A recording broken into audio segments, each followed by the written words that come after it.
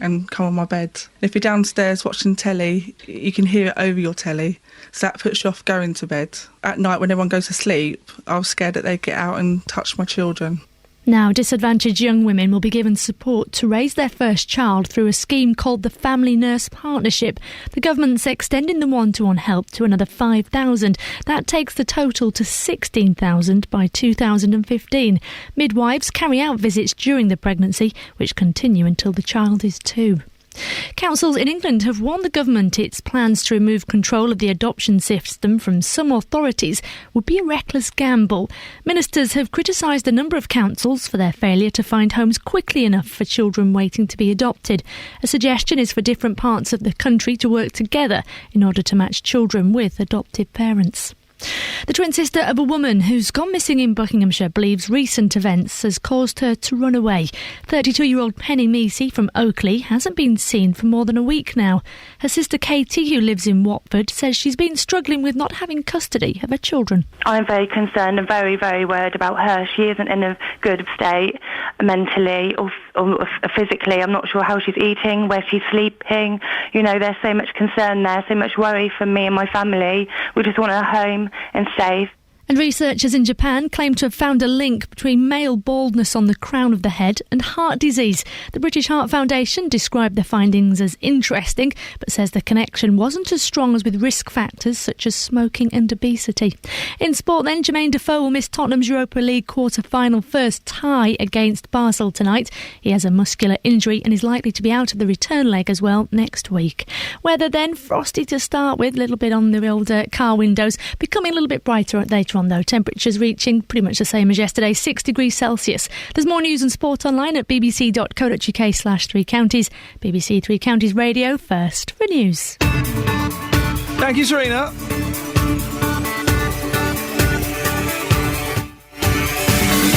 Do blokes worry about going bald anymore? I know in the 70s and 80s, Serena, they're mentioning baldness, connection between baldness and possibly heart disease. Men don't worry about going bald anymore, do they? I know that it's like we mentioned wigs and things a while ago. It's slightly different for women, but men don't care anymore, surely. I mean, disappointing you go, oh, no, I'm going bald. But then that's it. You just deal with it, don't you? This is coming from a gentleman who has a full, thick head of hair that will never disappear, however much I try. It's greying. I like the greying. Distinguished. Never going to go bald. Morning, this is Iain Lee. BBC Three Counties Radio. Lots coming up this morning, including the story you heard in the news there. A man in Luton has been crushed by a falling tree. It's believed it was a tragic accident. We'll have the latest developments on that story. Oh, rats. Dirty, dirty rats. People living in part of Milton Keynes are angry that nothing is being done to stop them getting into their houses. And the problem dates back 5 years. You had a problem with rats. I've been very lucky. The worst I've had are mice. Which, that was horrible enough, but the thought of hearing rats scratching around when you're in your bed, no, thank you. And also, I say this every morning, if there's a story you think we should be talking about, do get in touch. That's exactly what Lee Hutchings from Disability Watford did. He sent me an email and we're talking about it later on in the show. He's angry that disabled drivers could have to pay to park at Hertfordshire hospitals. He'll be joining me in about 20 minutes' time to explain why. If you want to get in touch, lots of ways. Facebook, go to facebook.com/BBC3CR. You can send me an email, ian.lee, IAIN.LEE, @bbc.co.uk. Or, this is the preferred method of contact between 6 and 9 every weekday morning. The telephone, remember that?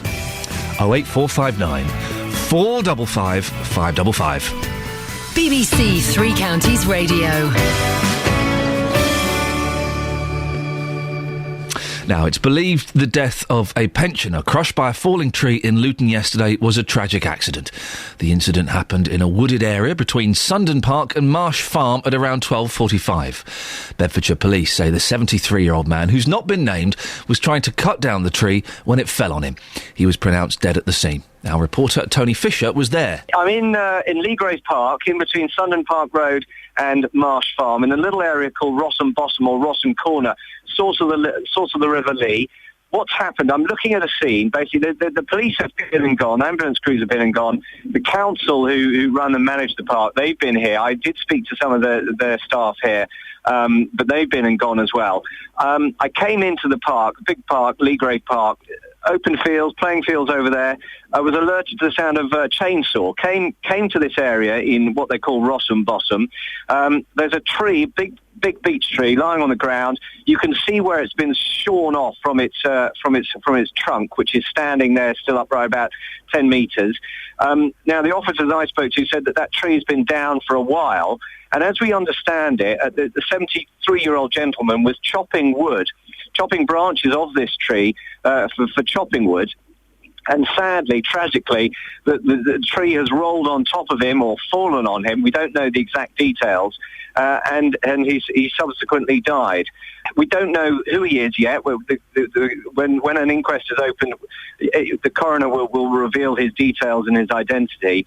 But all I can say is that there is some chopping wood nearby, that little twigs and that. But we're looking at a scene in a park, lovely sunny afternoon, a tree fallen down. If you came here now, you wouldn't know any different. But I only came here, and I just saw the men, as I say, from the council, from the parks, chopping the tree, just chainsawing it a little bit further, just to make it safe, as it were, and just to make it, even though it's now lying on the ground, just to make it safe, so that if anyone else came along and wanted to play on it, I mean, there are children around, it's holidays, if anyone was to play on it, or indeed choose to try and chop more wood, it is in theory now safe. Well, that was our reporter Tony Fisher speaking to BBC Three Counties Radio yesterday, live from the scene. Later on in this show, we'll be speaking to Colette McKeveney from Age UK. Luton Borough Council have issued this statement. The council was alerted at around 1:50pm this afternoon, yesterday obviously, by Bedfordshire Police to an incident in Leagrave Park in which a 73-year-old man died while apparently cutting and collecting firewood. As is the case with all serious incidents and accidents on its land and premises, the council has begun an investigation for referral to the Health and Safety Executive. The council's parks are maintained regularly and action taken immediately if any issues are identified following health and safety inspections. There have been no issues reported about trees at Leagrave Park, and the area has been reassessed as safe and reopened to the public this afternoon. If you want to get in touch with the show this morning, 08459 455 555. Do you suffer with rats? Or maybe you're one of those deviants that keeps them as pets? Oh, shame on you if you are. Got a call from an old friend, we used to be real close. Said he couldn't go on the American way. Closed the shop, sold the house, bought a ticket to the West Coast. Now he gives them a stand-up routine in LA.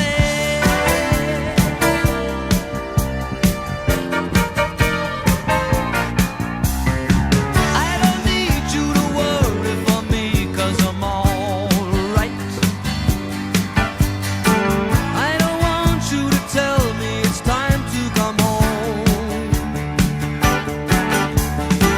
I don't care what you say anymore, this is my life. Go ahead with your own life, leave me alone. Never said you had to offer me a second chance. I never said I was a victim of circumstance. I still belong. Don't get me wrong. And you can speak your mind, but not on my time. They will tell you you can't sleep alone in a strange place. Then they'll tell you you can't sleep with somebody else. Ah, but sooner or later you sleep in your own space. Either way, it's okay, you wake up with yourself.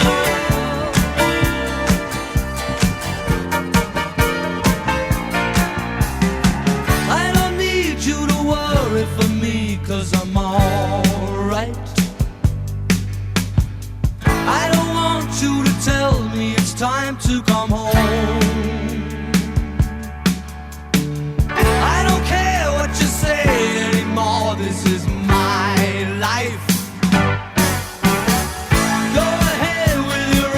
life, leave me alone. You never said you had to offer me a second chance.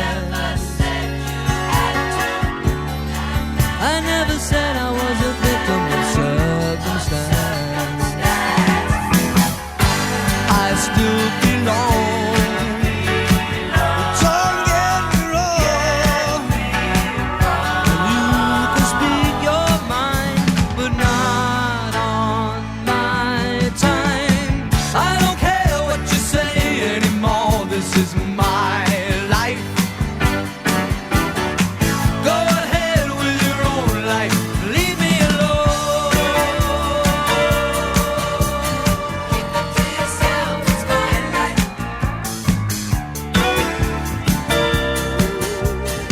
Morning, this is Iain Lee, BBC Three Counties Radio. Sounding perkier, I imagine, than I feel. I feel very tired this morning. It was I made the mistake of the alarm goes off at 4, and I'm bangs, turn the alarm off, up. Deodorant on, I don't wash in the mornings. Sorry, no, don't. Deodorant on, couldn't find that.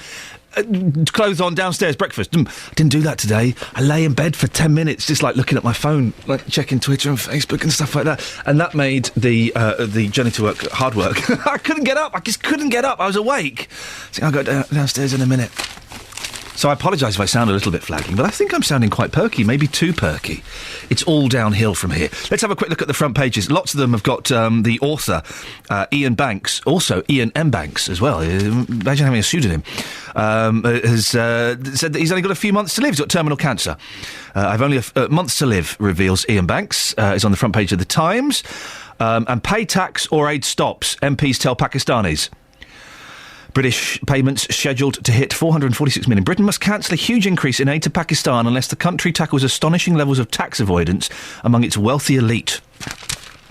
The Daily Telegraph. Life for Joss Stone death plotter.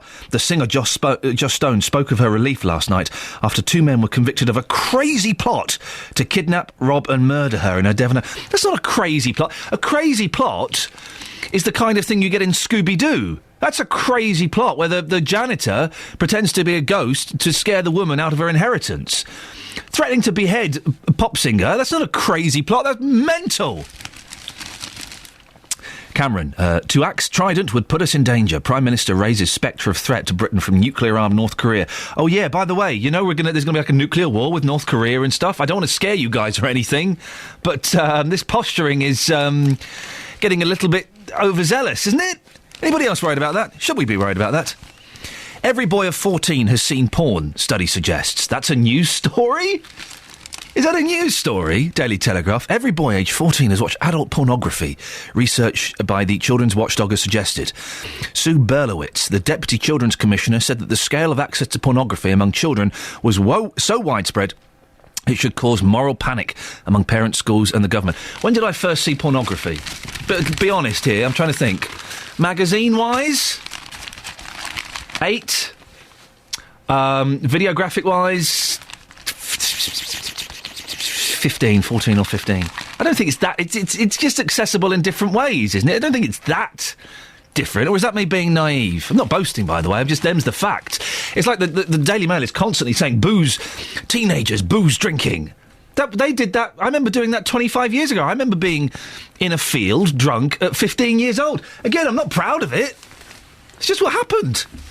More papers to go through in a bit. 08459 455 555 6:15. Let's get the travel news with Adam Glynn. Beds, Herts and Bucks travel. BBC Three Counties Radio. Good morning. Things looking quite good out there so far today. We haven't had any accidents reported yet. So if you're going for one of the motorways across the three counties, they're all running well. Got a little bit of traffic starting to build in Dunstable, well, just to the north of Dunstable, the A505 junction, the A505 and the A5, looking a little bit slow according to the speed sensors, but nothing too strange for the time of day. People start to hit the road round there. Roadworks not really causing any delays yet either. We have got some works in Denham along the A412, temporary traffic lights near to Tilehouse Lane while they do some electricity work through to the end of this month. And on the trains, it's looking pretty good on the departure boards with no incidents and no delays. We've got one cancellation though from Watford Junction, the 6:30 through to Euston has been cancelled because a member of the train crew is unavailable. Adam Glynn, BBC Three Counties Radio. Thank you very much, Adam. Morning, it's 6:16. It's Thursday, the 4th of April. I'm Iain Lee, and these are your headlines on BBC Three Counties Radio. It's believed the death of a pensioner crushed by a falling tree in Luton was a tragic accident. People in Bletchley say not enough's being done to stop rats getting into their homes. And in sport, Jermaine Defoe will miss Tottenham's Europa League quarter-final against Basel tonight. The weather today for Beds, Hearts and Bucks. Frosty to start, although becoming a little brighter later on. Occasional light wintry showers on the way. Maximum temperature is 6 degrees. Coming up, charging blue badge holders to park at hospitals in Hertfordshire amounts to discrimination, according to one disability campaigner. We'll hear from him before 6:30. What do you think? We've kind of nudged this story before a few months ago. I'm keen to get your thoughts. Do you think that holders of blue badges should be entitled to free parking in hospitals? Or do you think, well, hang on a second, you want equality? Pay, like the rest of us. 08459 455 555. BBC Three Counties Radio. Nick Coffer, across Beds, Hearts and Bucks. On Friday, I'm taking my programme out of the studio and I'll be broadcasting live from Lily. Nick Coffer. I'll be trying out some rare meats from a local farm, figuring out how to play bridge properly, and I'm going to have a go at playing lacrosse on the green. Nick Coffer. There'll also be local musicians, local authors and lots of local stories. Nick Coffer. Live from Lily, Friday from 12. BBC Three Counties Radio. This is a great way to start the morning, isn't it? A little bit of Frankie. Come fly with me, let's fly away. If you can use some exotic booze, there's a bar in far Bombay. Come fly with me, let's fly away. Come fly with me, let's float down to Peru. In Llama Land, there's a one-man band and he'll toot his flute for you. Come fly with me, let's take off in the blue. Once I get you up there where the air is rarefied, we'll just glide starry-eyed. Once I get you up there, I'll be holding you so near. You may hear angels cheer, 'cause we're together. Weather-wise, it's such a lovely day. Just say the words and we'll beat the birds down to Acapulco Bay. It's perfect for a flying honeymoon, they say. Come fly with me, let's fly away.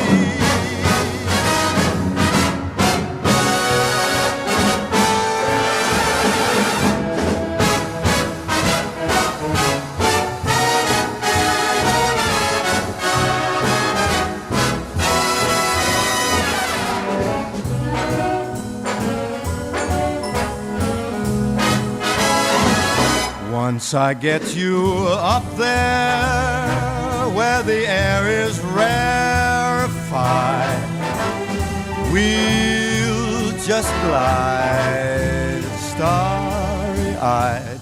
Once I get you up there, I'll be holding you so near. You may hear angels cheer, 'cause we're together. Weather-wise, it's such a lovely day. You just say the words and we'll beat the birds down to Acapulco Bay.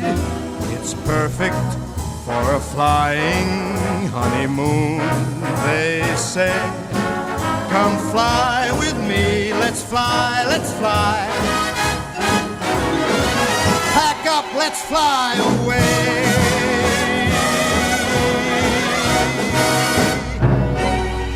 See? Bit of class first thing in the... We'll have a bit more Frank, a bit of Dean. Maybe we'll get a bit of Sammy Davis. I like that. That's nice, isn't it? And also, he makes the word Acapulco into two words. Acapulco. Well done, you, Frank. Now, if you've got a story... I keep saying this, and I don't think you believe me. Well, some of you do. If you've got a story you think we should be covering on this programme, get in touch. You can email me directly, ian.lee@bbc.co.uk, IAIN.LEE @bbc.co.uk. In fact, quite a few of you have been in touch, and it's exactly what the next man I'm about to speak to did. Charging blue badge holders to park at hospitals in Hertfordshire amounts to discrimination, according to one disability campaigner. Lee Hutchings from Disability Watford says if proposals by West Herts NHS Trust gets the go-ahead, people who have terminal illnesses might have to pay £4 a time for hospital visits. Well, a consultation looking into hospital parking in Watford, Hemel Hempstead and St Albans ends today. Lee's on the line now. Good morning, Lee. Good morning. Lee, why should blue badge holders park for free at hospitals? Can I just say I'm chairman of Disability Watford, so I'm not an individual campaigner, and we've been working with St Albans Access Group and a few other access groups dealing with disability. So it's our members what are really upset. Fantastic, thank you. It personally doesn't affect me too much because I'm visually impaired, so I can use public transport. Your earlier remark has in equality, why should we pay for it? Unfortunately, public transport isn't accessible to everybody, and blue badge holders will include those with, say, emphysema, cancer victims, so those with terminal illnesses. So it's not just people with in a wheelchair, what most people think are blue badge holders. So, I mean, you can't exactly take an oxygen bottle on a bus. You can't really get on and off of buses properly these days with heavy equipment, wheelchairs and that. So some people are actually forced to use their own cars to go to hospital. The hospital's been consulting about this, Lee. How do you think that's going? Well, as I said in my email to you, I was hoping the real email was, please could you promote the link and the phone number for people to fill in the survey, which ends tomorrow. Well, we'll give that a plug at the end, Lee, so people have got time to go get pen and paper. Apparently they've had over 2,000 responses, not all negative, some are for the charging, but when you're out and about talking to councillors, mayors and MPs, etc., nobody's really for it. I mean, we were told how much it could generate tomorrow. We were at a meeting yesterday and we were told how much it could generate.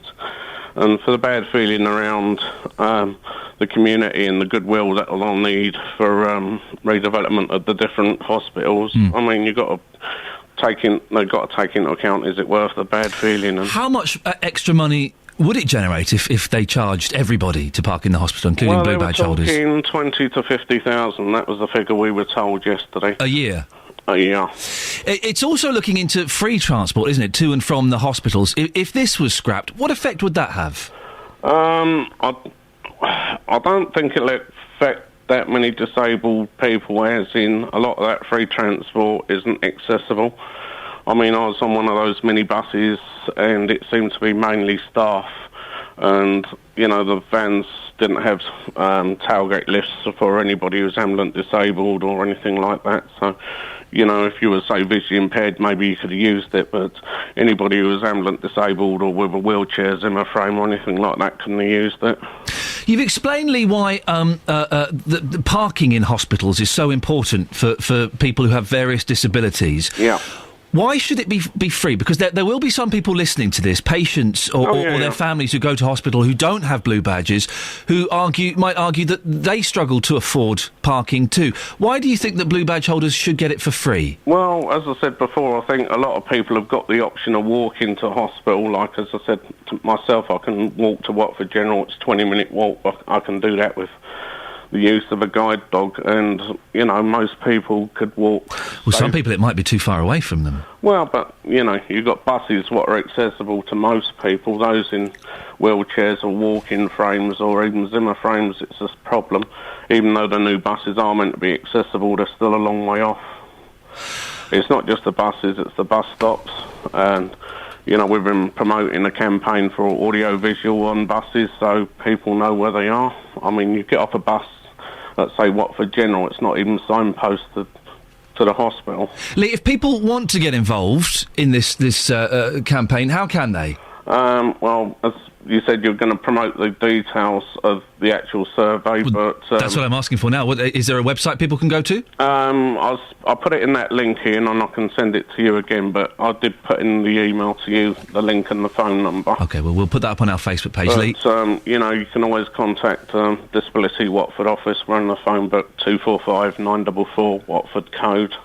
Lee, listen, thank you very much for that. That's Lee Hutchings who got in touch via the email. We'll put the link for that up on the Facebook page, facebook.com/BBC3CR. Well, Chief Executive of West Hertfordshire Hospital NHS Trust, Samantha Jones, says, we want to find out if there are better ways to manage our current hospital transport and car parking facilities, and I believe that asking people for their views is the best way we can do that. Car parking and transport are clearly emotive subjects, and there are no easy answers. Well, what do you think? 08459 455 555. The Hospitals Trust will join me on the show in about an hour's time. Should disabled people have to pay for parking at hospitals? 08459 455 555.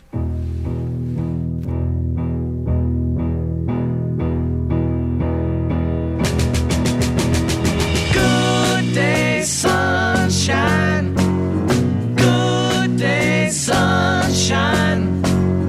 Good day, sunshine. I need to laugh, and when the sun is out, I've got something I can laugh about. I feel good in a special way. I'm in love and it's a sunny day. Good day, sunshine. Good day, sunshine. Good day, sunshine.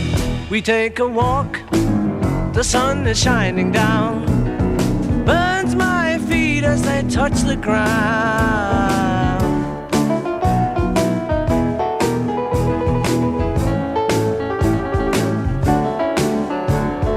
Good day, sunshine. Good day, sunshine.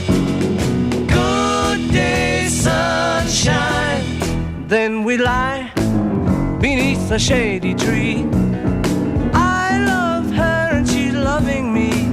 She feels good, she knows she's looking fine.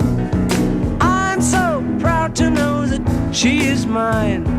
Good day, sunshine. Good day, sunshine. Good day, sunshine. Good day, sunshine. Good day, sunshine. Good day, sunshine. Good Such a good song. Such a good song.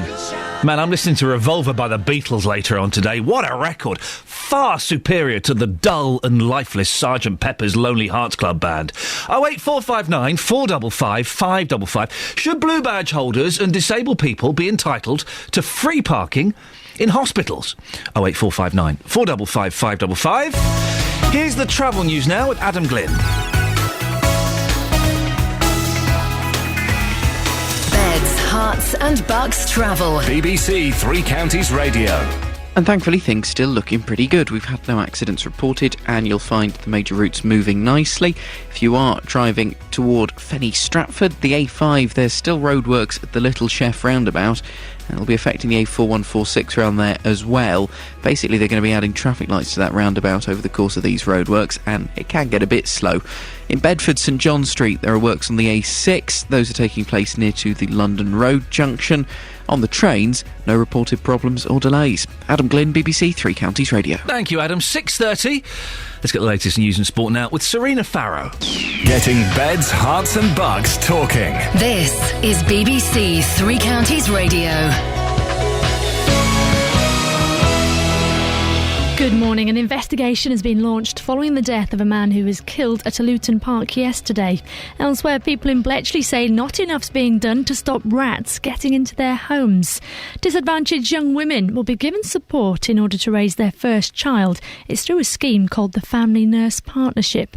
And councils in England have warned the government that its plans to remove control of the adoption system from some authorities would be a reckless gamble. That's the latest news. Now let's turn to all the morning sport. Beds, Hearts and Bucks Sport. BBC Three Counties Radio. So taking a look at last night's results in the Champions League quarter-final first legs, Real Madrid beat Galatasaray 3-0. Malaga and Borussia Dortmund battled out a goalless draw.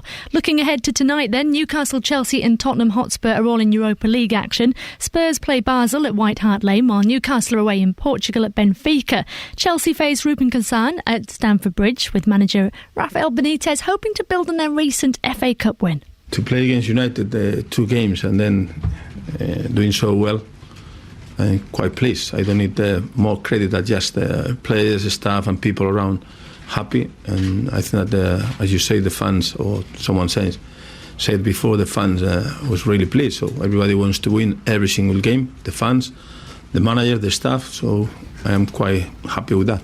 Away from football, and the 3-day Grand National Festival at Aintree gets underway. It's the first test of the week for the course's newly modified big fences in the Fox Hunters Chase. Officials made the changes after the deaths of 2 horses in each of the last 2 runnings of last year's competition.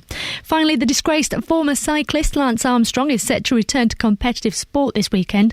He'll become a swimmer at a Masters Championships in America. BBC Three Counties Radio, more from me at 7. Across beds, hearts and bucks, this is Iain Lee on BBC Three Counties Radio. Yeah. Rats are horrible. They are horrible. There are some deviants out there, maybe you're one of them, that keeps them as pets. No, that's not good. Well, people living in part of Milton Keynes are angry that nothing is being done to stop them getting into their houses, and the problem dates back 5 years. Well, reporter Jessica Cooper has been to meet the residents, and we'll hear her report in the next few minutes or so. If you're plagued by rats... Plagued is perhaps a slight exaggeration, even if there's 1 or 2. 08459 455 555. You often get them, don't you, when there's building work, either in your house or in your area, because wherever they are underground, it startles them and they move and try and find somewhere more peaceful. And it's awful, isn't it? I remember staying in a cottage somewhere, and there were rats. Or there was something in the roof, and you're in bed at night and you just hear that. You hear that? Oh, it's disgusting. 08459 455 555. Have you had rats? How did you deal with them? What's the best way? I mean, you can only club so many over the head with a bit of wood, can't you? Before you get arm ache. Disgusting things. Are they like mice in that they can collapse their spine? That's how mice get through really tiny holes and floorboards. They collapse their spine. Disgusting. 08459 455 555. Hey baby, you go your way, and I'll go mine. But in the meantime, when we're together, touching each other, and our bodies do what we feel when we're dancing, smooching and swaying, tender love song, softly playing.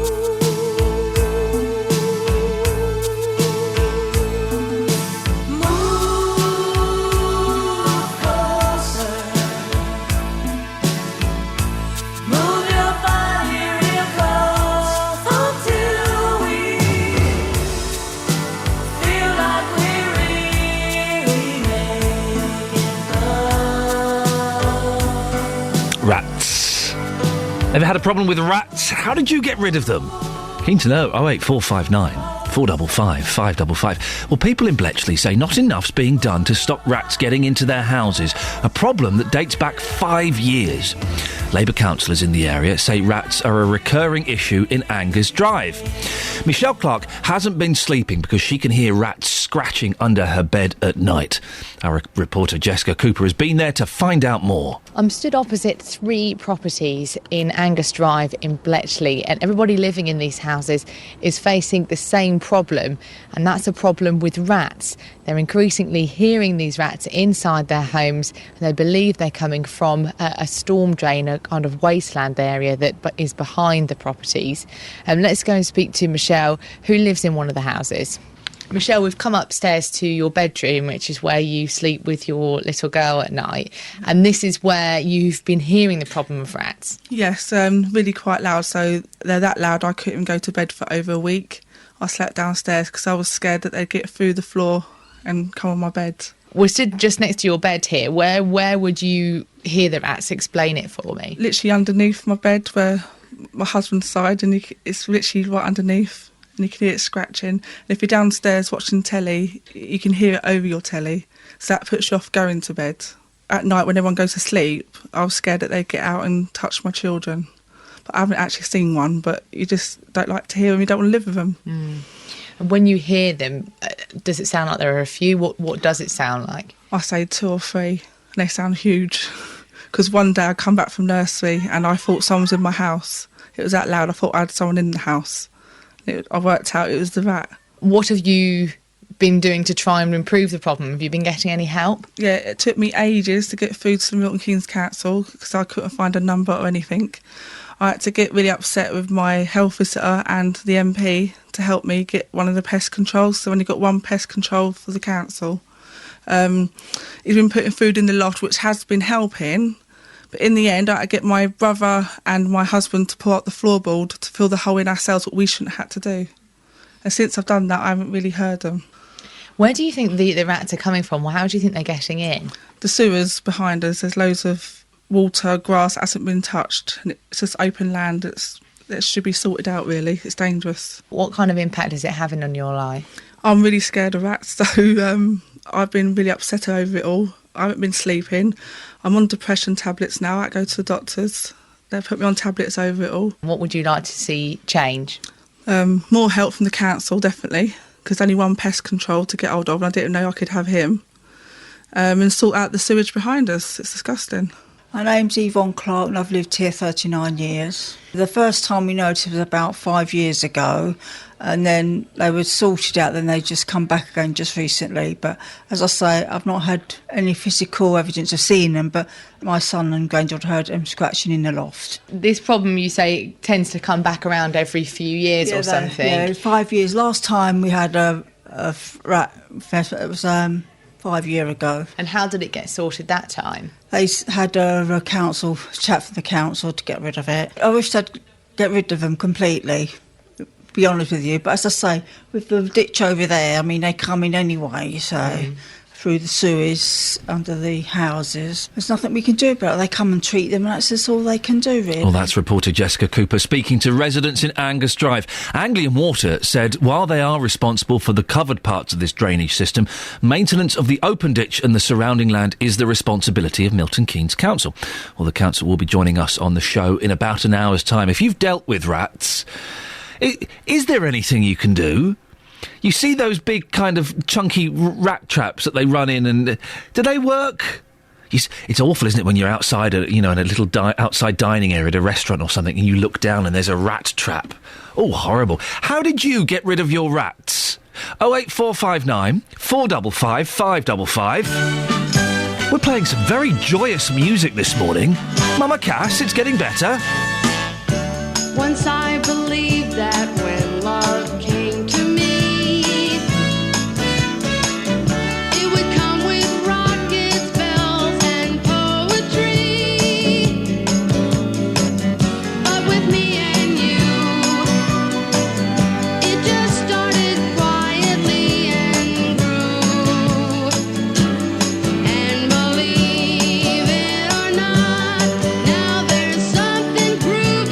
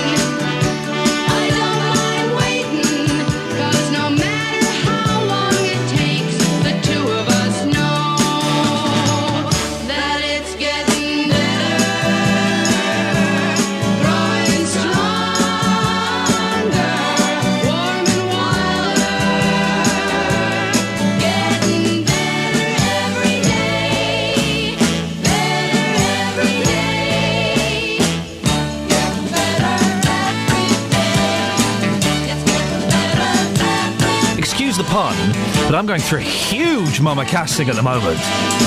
She's fantastic. Reading a cracking book about her. You can't get her solo albums anywhere. First 2 solo albums, you can't get them anywhere. Oh, hey, let's not release those on compact disc, huh? Let's not release those things that are over 40 years old on compact disc because people might want to hear them again. Mama Cass, it's getting better. 08459 455 555. 2 things, I guess, that we're discussing that you can call in about at the moment. Rats. If you've got a problem with rats, how bad is it? And how did you deal with them? How did you get rid of them? And also, should blue badge holders be entitled to free parking in hospitals? 08459 455 555 is the telephone number. Right, 6:45. Here's the travel news now with Adam Glenn. Beds, Hearts and Bucks travel. BBC Three Counties Radio. And things still looking quite good on the roads across the 3 counties. The M25's moving well. Got the roadworks, but they're not causing disruption at present. 50 mile an hour restriction from junction 23 at the A1M to 25 for the A10 at Enfield in both directions. Along the A1M, passing Stevenage and Letchworth, it's looking quite clear, and no issues on the M1. That on camera is looking very good, with no problems or delays. Similar picture for the trains, really. If you're heading for the station right now, no issues to report, and everything's running pretty much completely on timetable. Adam Glynn, BBC Three Counties Radio. Thank you, Adam. Right, it's nearly 6:46. It's Thursday, the 4th of April. I'm Iain Lee. These are your headlines on BBC Three Counties Radio. An investigation has been launched following the death of a man who was killed at a Luton park. Milton Keynes Council says it's treating the rat problem in Bletchley, but locals say it's not enough. In sport, Newcastle, Chelsea, Tottenham are all in the Europa League action tonight football. Coming up, charging blue badge holders to park at hospitals in Hertfordshire amounts to discrimination. That's according to a disability campaigner. Well, reporter Justin Dealey has been looking into the story. We'll catch up with him before 7. But now, let's get the weather with Elizabeth Rizzini. Beds, Hearts and Bucks weather. BBC Three Counties Radio. Have you cleared your throat, Elizabeth? Yeah. We may have just picked that up. I apologise. Sorry. No, I'm sorry. I've got a real froggy in it this morning. Oh, really? Have a big cough. Yeah. Go on. No. Okay. You don't want to hear me spluttering. We don't. Let's have the weather, Elizabeth. Thank you. Well, it's not long to go, Ian. I'm sure you can't wait till Saturday, can you? And things will start to feel a little bit better as the winds die down. But for today, it's going to be cloudy and it's going to be cold as well. We may even see a few light wintry flurries around at times. It is certainly possible, particularly over parts of Hertfordshire, I would say, through this morning, and then gradually easing off this afternoon. So I think an improving picture this afternoon, but don't be too surprised to see something white fall out of the sky this morning, and certainly don't be alarmed either. There's going to be nothing significant from this, and I think gradually it will turn to sleet and even a little bit of drizzle and rain around actually, but very cloudy today, very cold. We've still got the northeasterly wind. It's still making it feel as if it's below freezing, although in theory the temperatures will be between around 3 and possibly even 5 degrees Celsius later on in Luton, in Welwyn Garden City and in Berkhamsted as well. That's just 41 in Fahrenheit. So as we head through into this evening and overnight, staying cold. We've still got the northeasterly. There will be a few clear spells where the cloud does thin and break. Then we're going to see temperatures dip below freezing, otherwise probably hovering just above. And then for tomorrow, some good spells of brightness and some sunshine around actually. So things are going to start to feel a little bit better, and the temperatures will rise nicely in the sun up to 7 or 8 degrees Celsius, I think, quite widely tomorrow. That's 46 in Fahrenheit. The only problem is a bit of a downer. We've still got that northeasterly breeze, but that's going to go on Saturday, so it will start to feel a bit more spring-like. Yeah, nice one. Thanks, Elizabeth. On Saturday, there's a specially extended Three Counties sport. We've got 3 live games, all kicking off at 3 o'clock. Curler by Bowditch, 2-0! MK Dons versus Crawley. Stevenage away to Portsmouth. And it's tucked into the net, and it's Max Amer who's just popped up. And Luton's trip to Gateshead. Andre Gray to give Luton hope and give Luton a lifeline. Then at 5:20, live commentary on Watford at home to Cardiff. Deeney with a shot, Deeney finds the corner! Three Counties Sport, Saturday from 2 on BBC Three Counties Radio. On the other side of the street I knew stood a girl that looked like you. I guess that's deja vu, but I thought this can't be true, cause you moved to West LA or New York or Santa Fe or wherever to get away from me. Oh, but that one night was more than just right. I didn't leave you, cause I was all through. Oh, I was overwhelmed and frankly scared as hell, because I really fell for you. Oh, I swear to you, I'll be there for you. This is not a drive-by. Just a shy guy looking for a two-ply, hefty thing to hold my love. When you move me, everything is groovy. They don't like it, sue me the way you do me. Oh, I swear to you, I'll be there for you. This is not a drive-by. On the upside to a downward spiral, my love for you went viral, and I loved you every mile you drove away.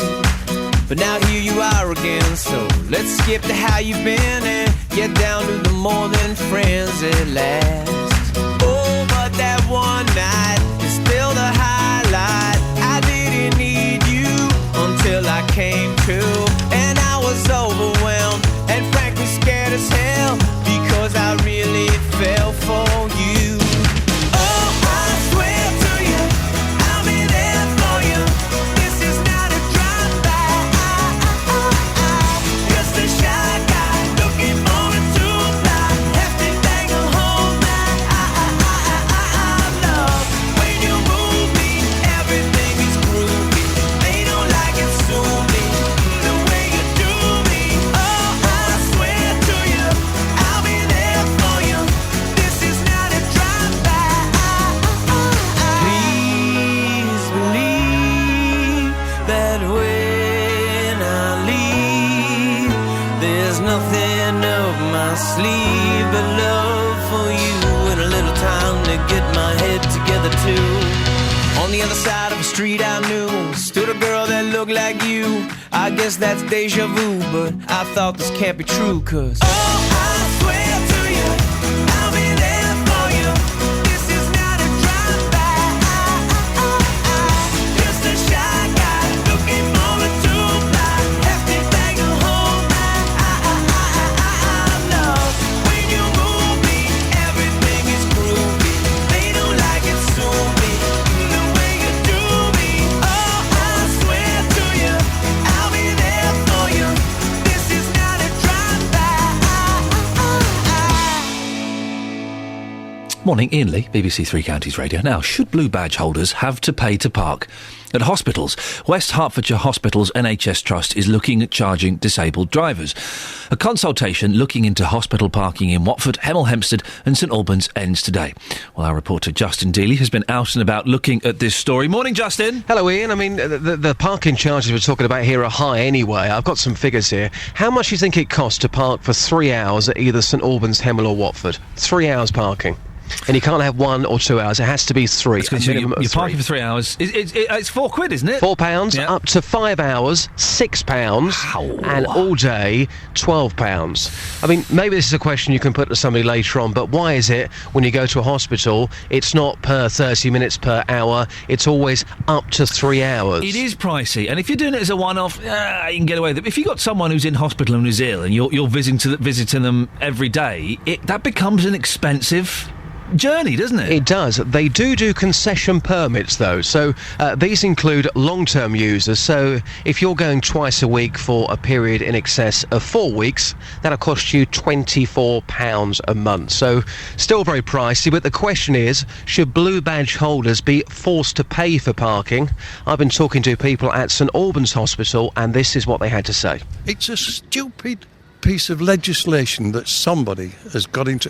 I can understand the shortages of money, but this hospital's making a fortune out of these car parks. I'm here for an hour and it's cost me £4. Well, Ingrid, you do have a blue badge. You parked here at the hospital in St Albans. How would you feel if you had to pay for that like everybody else here? I think it would be very disappointing going by the number of times that we have to go to the hospital. And £4 is a lot of money. We're not usually there for 4 hours.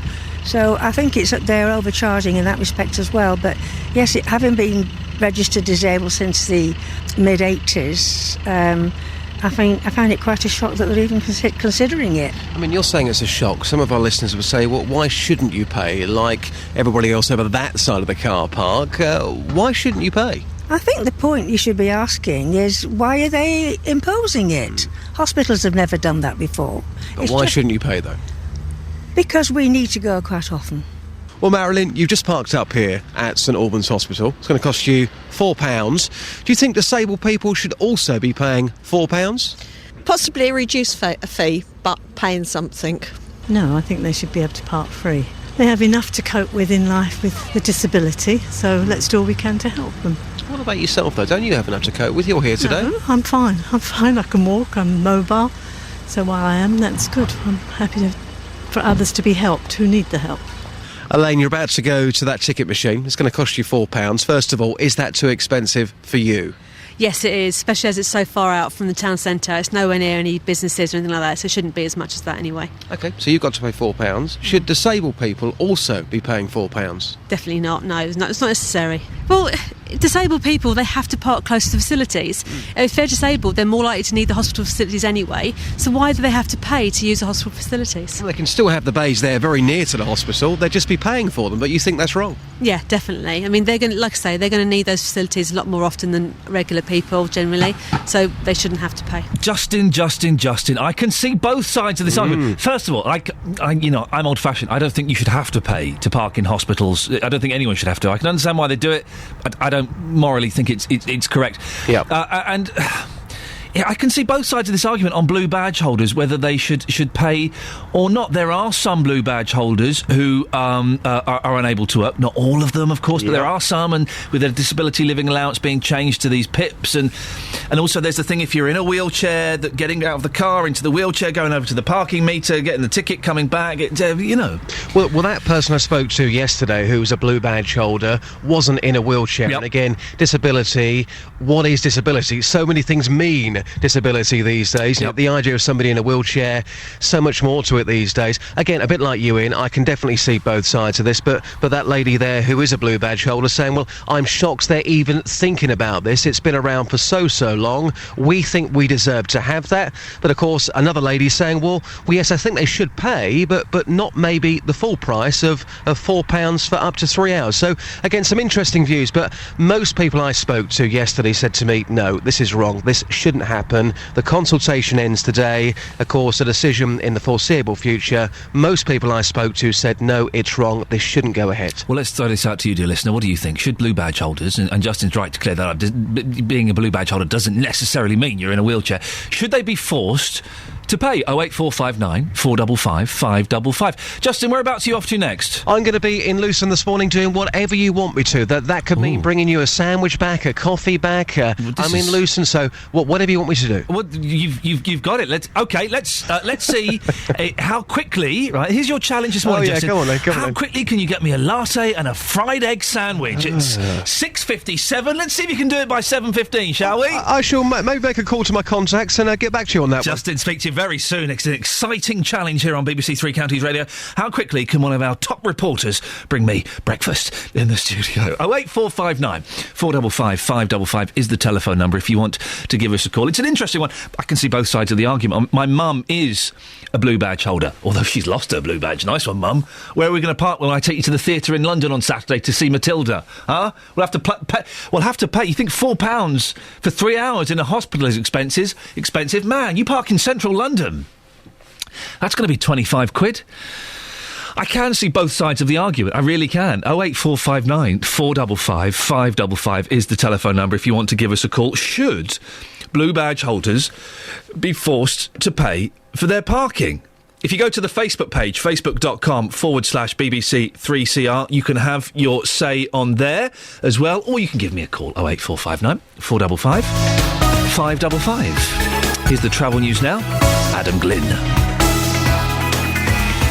Beds, Herts and Bucks travel. BBC Three Counties Radio. Cheers, Iain. The M25 anti-clockwise, pretty slow from junction 17 at Maple Cross to 16 at the M40. It's also a bit slow anti-clockwise approaching the roadworks. Junction 25 at Enfield's looking quite busy. If you're on the M40, only bit right now that's looking slow on the cameras is as you come toward the end of the motorway, toward the A40 around Junction 1, passing Uxbridge. The A1 at the moment in Edgware started to slow up southbound between the Watford bypass at Apex Corner and Mill Hill Circus. On the cameras around there, it's all starting to look quite busy. There are some roadworks on the A41 at the moment. You'll find some temporary traffic lights near to Creighton Road in Westcott, but they're not really causing any slowdowns. And on the trains, well, it's looking pretty good. We've still got no incidents to report and almost everything running completely on timetable. Adam Glynn, BBC Three Counties Radio. Thank you very much, Adam. Well, coming up, as well as discussing disabled parking in hospitals, rats! We're talking rats! If you got a rat problem, how did you deal with it? We'll discuss that and more after the news with Serena Farrow. Getting beds, hearts and bucks talking. This is BBC Three Counties Radio.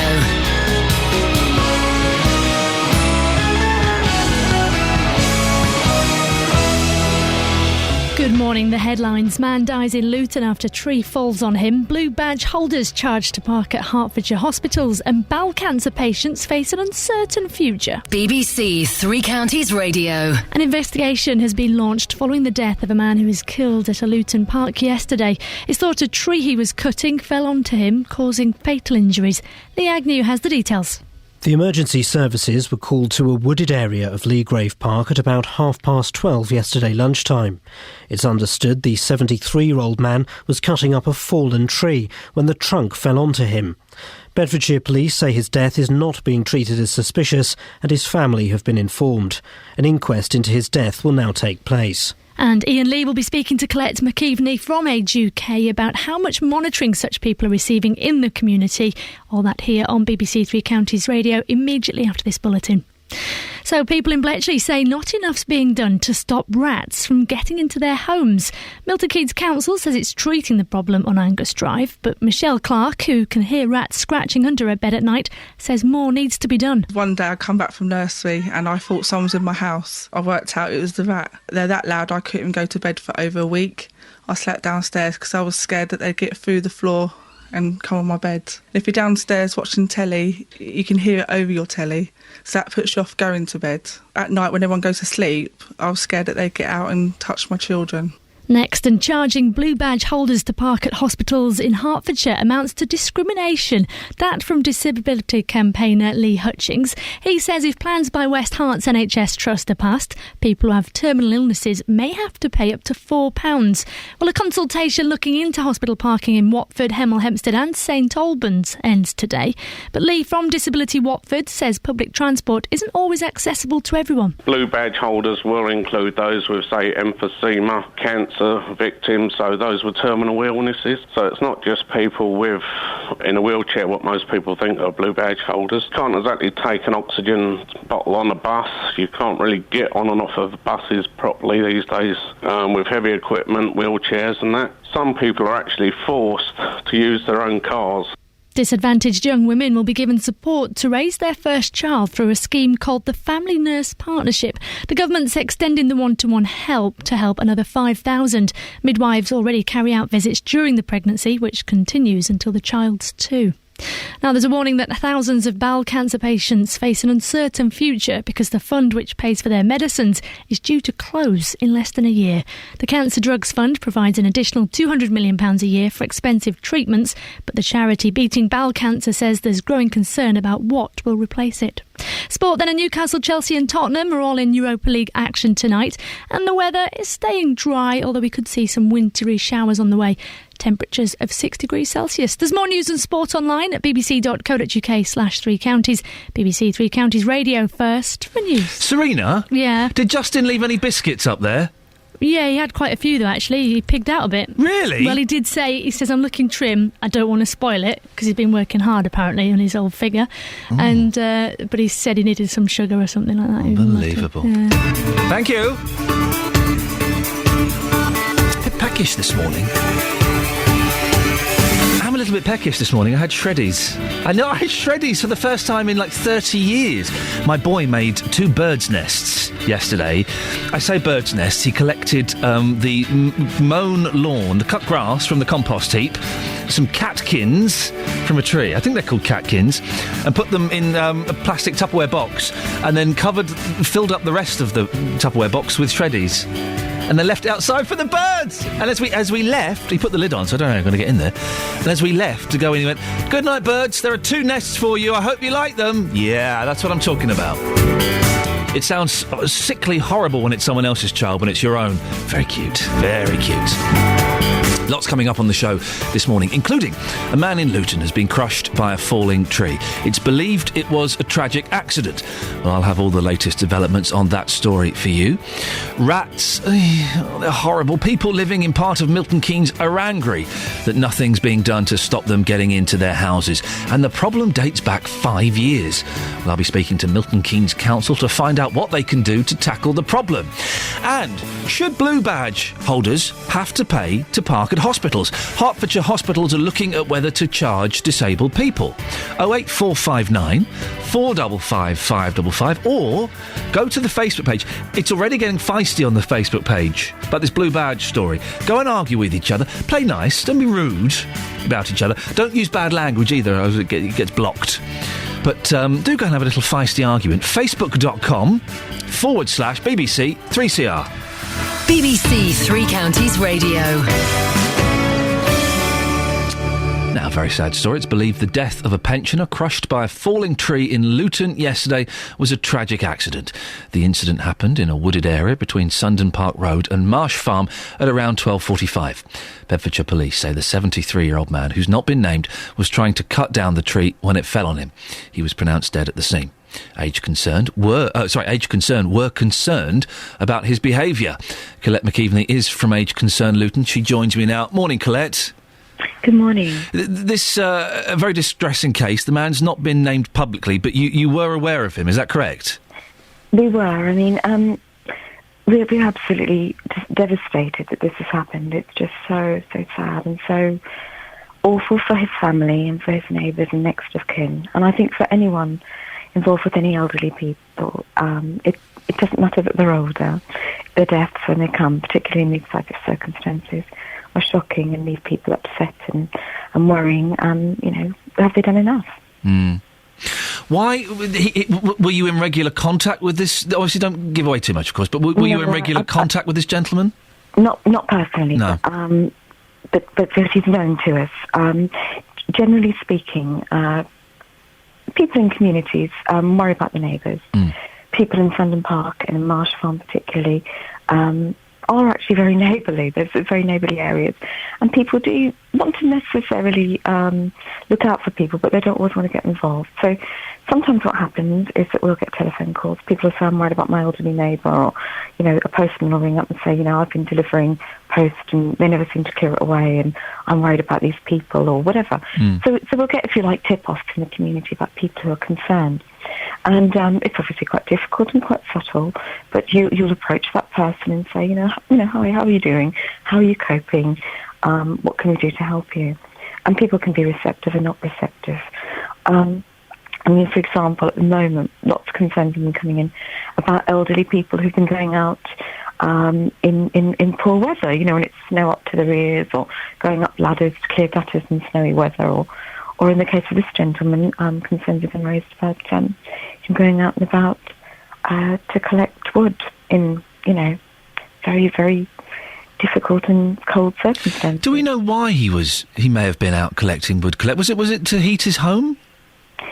We believe that's what his intention was. Mm. It is very sad, isn't it? It's interesting that you say that people kind of send you little anonymous tip-offs. How do you react to when you get a phone call saying, "Look, I think the fella at number 72, I think he's maybe having a few problems"? What do you do? Do you go round there and knock on the door? How do you do it without appearing overbearing and nosy, I guess? Yeah, exactly, and that's a difficult thing. And it is really difficult. Initially with referrers, we'll pick it up and we'll listen to it. We'll say, "Okay, why are you concerned? What are you concerned?" And it might be that what they're concerned about is something that really needs an immediate reaction. Now, and I'm thinking of during snowy weather, some neighbours rang, and they were very concerned they hadn't seen an elderly person over the door for about 5 days. Usually they would have seen her out and about. Now, as it happened, she was perfectly warm and sensible inside, but they were right to be concerned.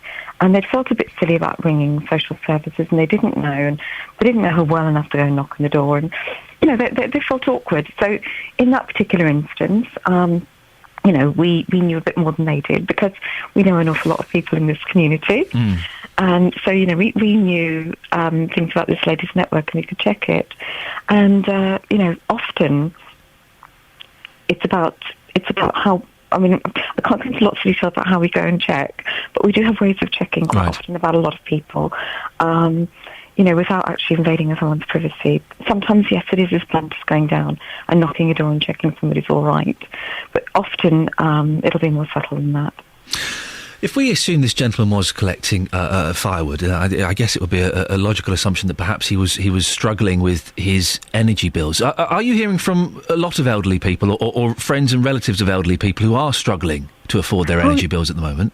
Absolutely. I mean, I think not just elderly people. We're hearing this from people, you know, our own staff. I mean, I think people have been generally really struggling, but some elderly people do feel the cold particularly more, or they're anxious about it. They're worried about, you know, if the snow lasts to July, that might sound illogical, but, you know, I think a lot of people are worried about things that may never happen, and so they do try to sort of, you know, take a little bit of care. I mean, for example, I'm thinking of one elderly person I know who's stockpiled tins of food that they don't even particularly like, but because they're really worried they won't be able to get out in the future. Now, obviously, everybody needs a bit of a store cupboard, but you probably don't need 48 tins of baked beans, you know. Well, you never know, Colette. I could find a use for that. Definitely. I mean, we've mentioned this on the show before, and we've spoken before about this, and we have heard stories of people in Beds, Hearts and Bucks, and in Luton, in particular, who have to make the decision each morning: do I get up and have some food and turn the heating off, or do I stay in bed and have a little bit of heating today? People are making these decisions, aren't they? People are desperately worried about the decisions that they're making as well. I think it's the unpredictability of the, you know, economic climate as well. People are absolutely anxious. And, you know, they may have enough money at the moment, but they're worried they won't have enough money next month. So, yes, they are making those decisions. However, you know, we would urge anyone who's got problems that, you know, in the 3 counties, you've either got a local age concern or a local age UK. These guys want to help. They know about the benefits. They understand about budgeting. They understand about insulating your home. There's lots of things we can do to help. What can you practically do, Colette? If an elderly gentleman who's maybe a little bit confused turns up and says, I need help, what can age concern practically do to improve his life? Okay, there's a ton of different things. For example, what we could do is we can be looking at budgeting, we can be looking at finance, we can look at the way his home is, you know, whether it needs insulation, we can look at whether it's adequately heated, whether we can come up with a way to keep him warm more easily. We could be looking at his general health and, for example, arrange for a checkup medically. It might well be that he's cold for a reason or he's worried for a reason. And, you know, obviously that's a bit above our level in terms of, you know, getting the type of help he might need. But it might be that, you know, he needs extra assistance from outside people to help him make the most of his health and his circumstances. Colette, nice to talk to you. It's a shame it's about such a sad story. Thank you very much. Colette McKeveney from Age Concern Luton. They're talking, about problems with the elderly, but this comes from this very sad story about a 73-year-old gentleman who was crushed by a falling tree in Luton yesterday. Right, let's have a quick look at the rest of the front pages. We did a few of them this morning. The Independent. Britain's biggest unions put weight behind plan for general strike. Plans for the first general strike in modern British history have been backed by the country's 2 biggest unions.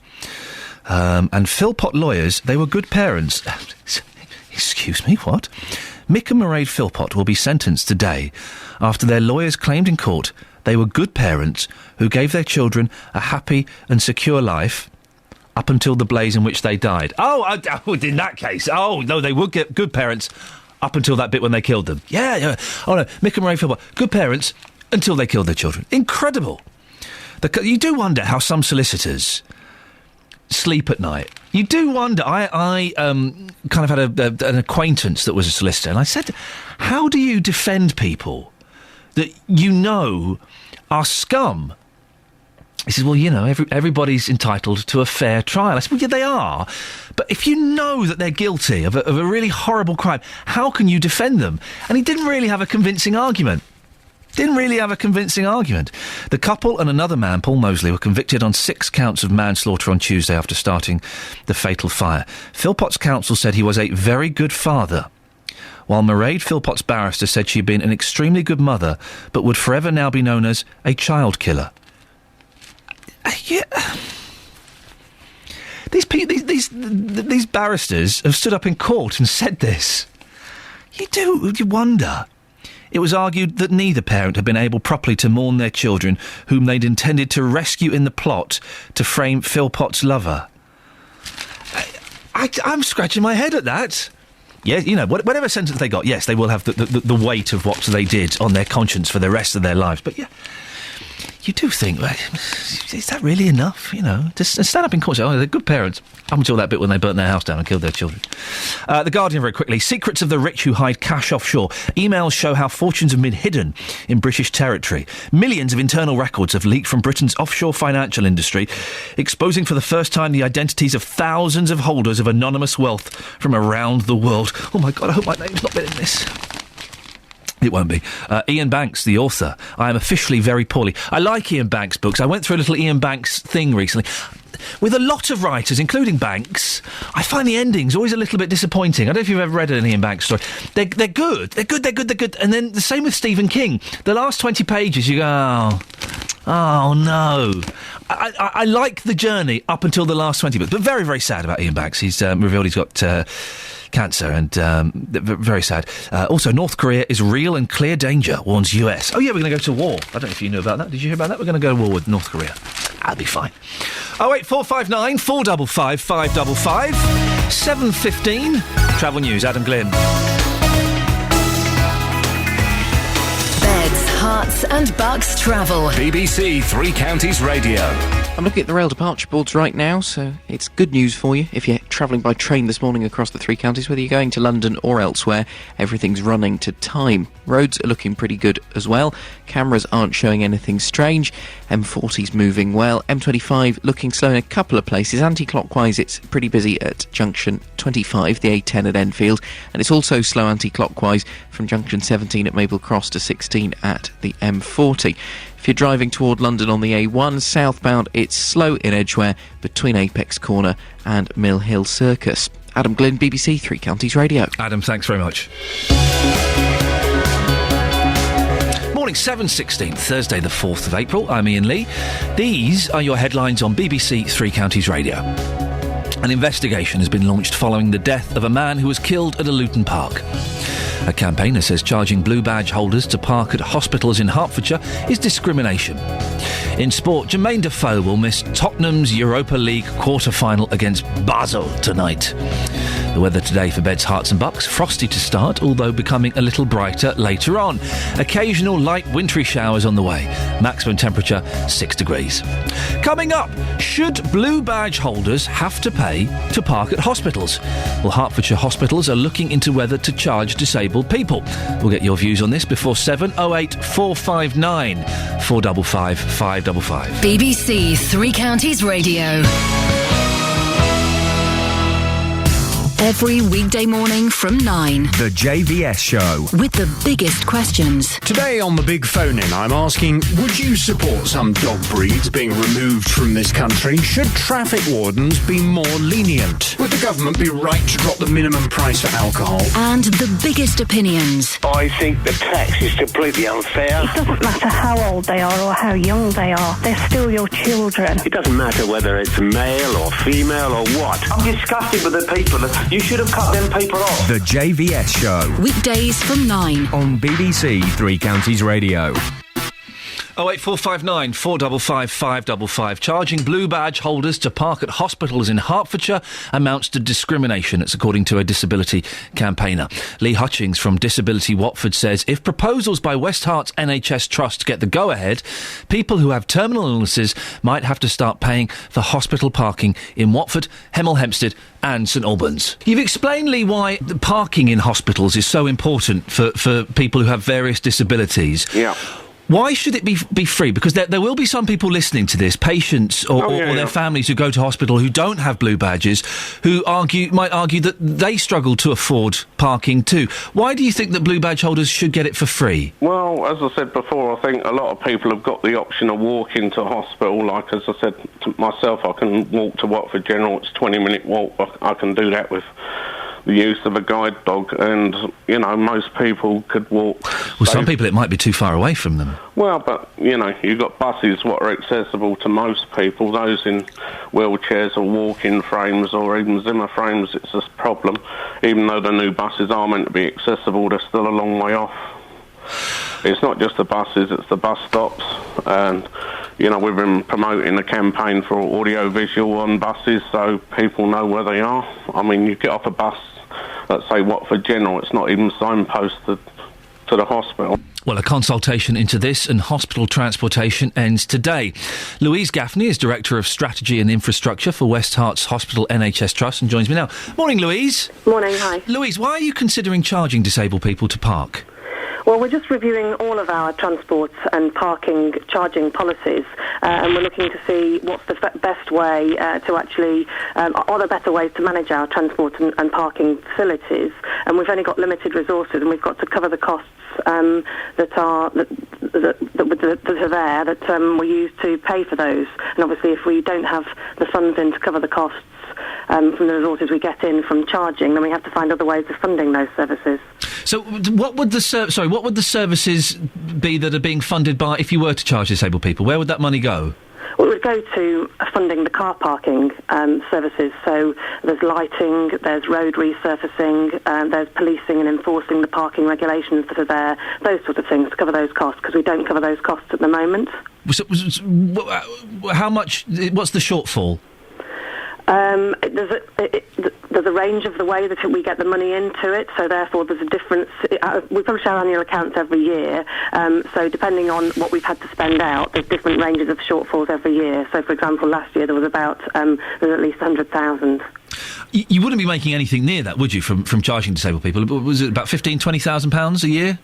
Something like that. It ranges, obviously, depends on the use of spaces and everything. But I mean, every little counts really, because we're looking at all different services. We're not looking at just car parking in this. We're looking at different ways into making the services more efficient at the hospital. It's interesting you use the phrase "every little counts" because there would be people who are losing their disability living allowance, being moved onto PIPs, and blue badge holders who would agree with you that every little counts, and then being forced to pay to come to hospital might seem a little unfair to them. Well, I think this is the very reason why we're conducting the listening exercise, to ensure that we are listening to people's views about different ways of managing this situation, because it's a very complex situation, and car parking, charging and transport's always very emotive. And I think it's one of the first listening exercises that's been done, certainly locally, and we have had over 2,600 responses online to the listening exercise, and hundreds of responses with paper copies that we've been actively promoting across the hospital. So obviously we're going to look at all of those responses that have been made, see what people are saying, and listen to their ideas about how to do things differently. And how many of those responses are in favour of charging blue badge holders? To be honest, I haven't analysed them yet, because obviously the listening exercise doesn't finish until tomorrow. Right. And so after those results are in, and we're looking at all the responses that we've had, we'll see what people are saying, suggestions that people are making. There are obviously different options that we've put forward. What are those options? Well, there's different charging regimes that we put forward, and also asking questions just about the principles of how we might charge or what people think about certain things, so that we can get a range of ideas from people about what people think about whether certain groups of people should pay, whether there should be concessions. The hospital does have a range of concessions already for different groups of people. So if you are somebody that comes to hospital on a regular basis, you do have a reduced rate of pay. And if you're a carer, you have a reduced rate of pay. Is there, in your list of options that you've put out to people in this listening project, is there an option where blue badge holders don't have to pay? Yes, there is. Supposing everybody comes back and says, no, we don't think blue badge holders should have to pay. Would you listen to that? Would you act on that? Well, we will have to look at that. We have to cover the costs of running the car parks and everything, but absolutely we do have to listen to that. So if everyone said, or if the majority of people said, no, we don't think you should charge blue badge holders, you wouldn't charge them? One of the options is to say that we wouldn't have to charge people because there are different ways. And if everyone said that on your survey, you wouldn't charge them? Well, we would have to look at that. I can't preempt the outcome that my board are going to make. Well, it seems odd. I think it would be wrong of me to say that. No, of course. It seems odd though that you're sending out this thing called a listening project. I think you said, but if everyone says don't charge blue badge holders, you won't listen to that. So that seems a little odd, doesn't it? Well, not at all. What I'm saying is we absolutely would have to listen to that, and that would be an overwhelming response from people. And what I'm saying is I can't on the radio say today that this would be the decision of the board, but the board absolutely have to listen to that, and that would be an overwhelming response, and we would absolutely have to listen to that. We're going to publish the results that people have said, so people will see that. It's a very open and transparent exercise. We're not trying to hide anything, which is why we've gone out for a major listening exercise that's been promoted throughout the county. When do those results get published? They'll get published in May. Lovely. We'll certainly be having a look at those. There are some people that might argue, Louise, that no one should pay in hospitals to park. Why do hospitals charge? Well, if hospitals didn't charge, we would have to find the money from somewhere else to be able to cover the cost, because we don't get money in specifically to cover the costs of car parking. There are lots of hospitals that don't have any car parks, and therefore people don't pay. There are different ranges of charges across the country, and there are different ways of paying. Our staff actually pay a percentage of their salary to come and park at the hospital, which is a different way of charging people, and there is no ceiling on that. So you pay according to your salary. If I could start from a blank piece of paper, then we'd have very different transport arrangements, and certainly for the future plans for the hospital. There's a new road coming in, there'll be a new car park, so there'll be new facilities, and obviously the new Croxley rail rink will be coming through, so therefore there'll be different ways of accessing. And we're working very strongly with the council about the green travel plan and what other arrangements we can do, whether we can do park and rides, and with the bus companies to see if there's any more that can be done about accessing the hospital in all the hospital sites in very different ways with bus routes. Am I right in thinking that in the majority of the hospitals you can't park for an hour or half an hour, you have to park for 3 hours at £4, I think it is? That's one of the charging regimes at the moment, but you can come in and you can there's lots of drop-off spaces at the hospital, and there's also spaces where you can park for 30 minutes for free. OK. Louise, listen, I appreciate you coming on, and maybe we'll speak again in May when those results have been published. I'd really welcome that. Thank you very much. Louise, thank you very much indeed. Louise Gaffney, Director of Strategy and Infrastructure for West Herts Hospital NHS Trust. They're in a tough position, aren't they, the hospital? Because the money's being cut everywhere, and they do have to cover parking charges, the maintenance of the car park, the lights, and all of those kind of things, the security. They do have to cover those costs. They get about 15, 20 grand a year from charging disabled people. It's not a lot, but every bit helps, doesn't it? What do you think? Should blue badge holders, and Justin Dealey did pick me up on this earlier on, he was correct to do so. It does. Blue badge covers a wide range of things, from very severe disabilities to maybe things that aren't quite so visible. Should blue badge holders have to pay to park in hospitals? 08459 455 555. Well, strong feeling on Facebook, and not quite what I was expecting. Glenn says, of course they should have to pay. 90% of blue badge holders I see look able-bodied as they walk smugly from their car while I still drive round looking for a space. Make them pay the same as me. Lisa, I have to agree with Glenn. Just because you're disabled doesn't mean you're poor. The bigger issue is the cost of parking at hospitals. Fee says they always moan they're not treated. They always moan, wow. They always moan they're not treated the same as non-disabled people. So treat them the same as everybody else. Why should they get free parking? Them and us. Amy says, I understand that disabled people might have to make more trips to the hospital and not have much money, but then so might lots of able-bodied people. Personally, I think they charge too much for parking anyway. When I had to drop my other half off at A&E, I had to go looking for parking and think about paying, then couldn't find the department and was panicking he was seriously ill. Not really fair on people in a stressful situation. And Anne-Marie says, either everyone pays or no one pays. A lot of strong feeling. I do worry. If we'd have done this like a year ago, I think that perhaps we would have been a little bit more empathetic, a little bit sympathetic. I do worry that in times of recession and when things are a little bit tight and with... The disabled people are being slightly made to look like the bad guys at the moment, with all these, this news about disability living allowance and the Welfare UK and all of these things. It's a little bit that it's the fee using they always moan, them and us. Is that the right attitude to have towards people with disabilities? My mum's badly disabled, and it would upset me terribly to think that someone would think of her as a them, and that she's separate from us. Got friends who've got disabled relatives, and them and us. That sits a little bit uncomfortably with me, if I'm completely honest.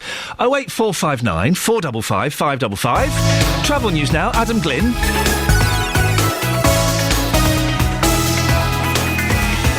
Beds, Hearts and Bucks travel. BBC Three Counties Radio. Just looking at the speed sensor data, and it's mainly all M25 traffic so far this morning. It's a few patches of it. Anti-clockwise is slow from junction 26 at Waltham Abbey to 25 at Enfield, approaching the roadworks stretch, which runs from junction 25 to 23. It's also slow anti-clockwise from Watford at junction 19 to 18 at Chorleywood for the A404, and then again from Maple Cross at junction 17 to 16 at the M40. But if you're coming to or heading away from London on the A1M, the M1 or the M40, your journey should be all right, because right now they're all looking quite clear.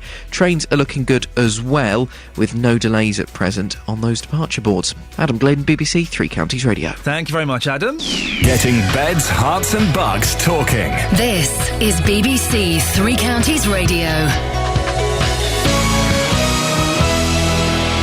Good morning with the headlines. I'm Serena Farrow. An investigation's been launched following the death of a man who was killed at Luton Park yesterday.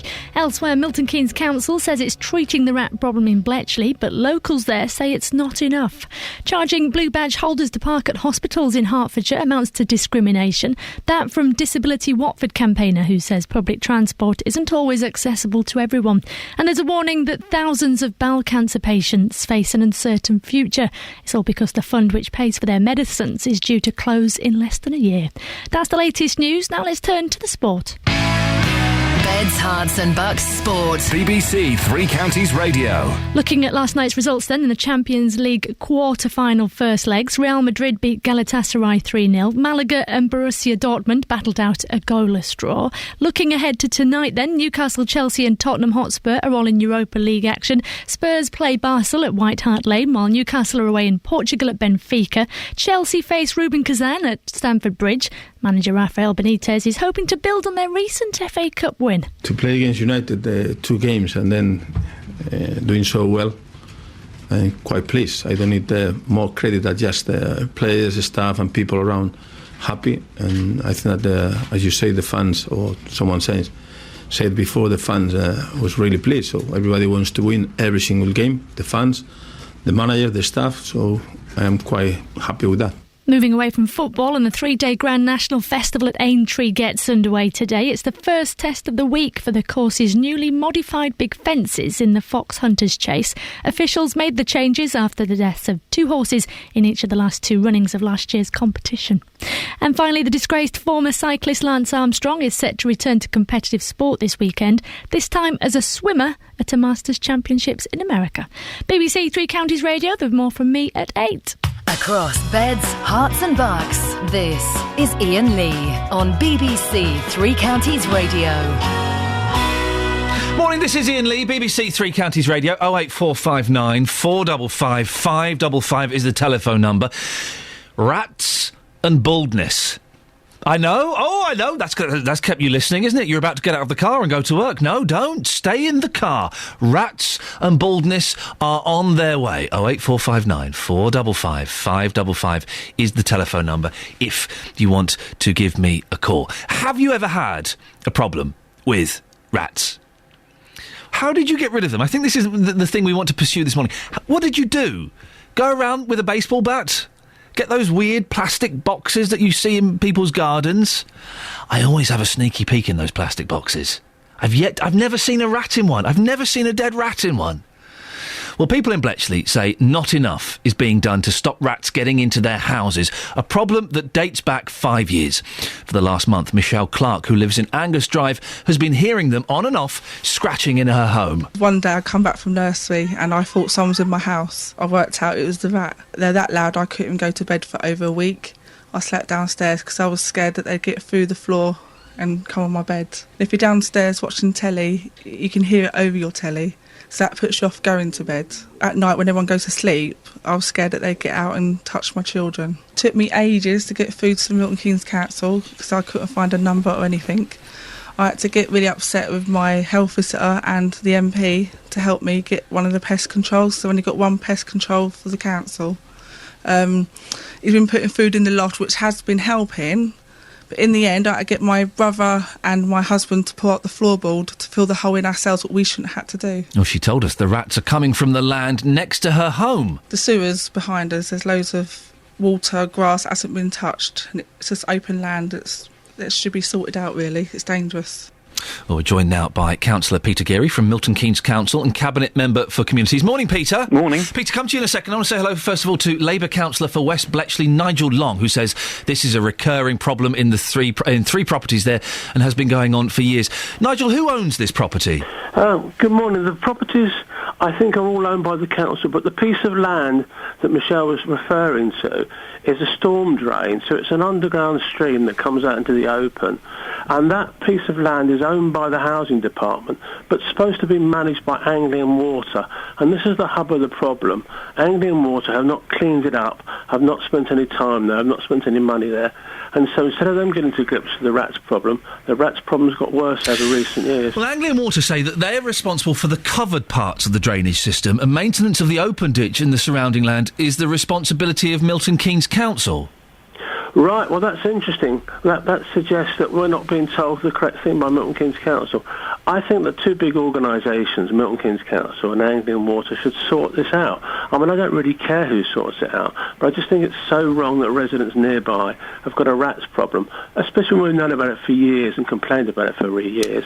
Local councils have complained about it, the parish councils complained about it. There needs to be some action to clean that area up and deal with the rats. Well, let's speak to Councillor Peter Geary from Milton Keynes Council. Peter, are you going to clear it up? Well, I agree that something needs to be done. I mean, I think first of all we need to understand where rat problems come from and also understand what goes on. If they're living in people's houses, rats live in the nests and they go out to feed and to drink.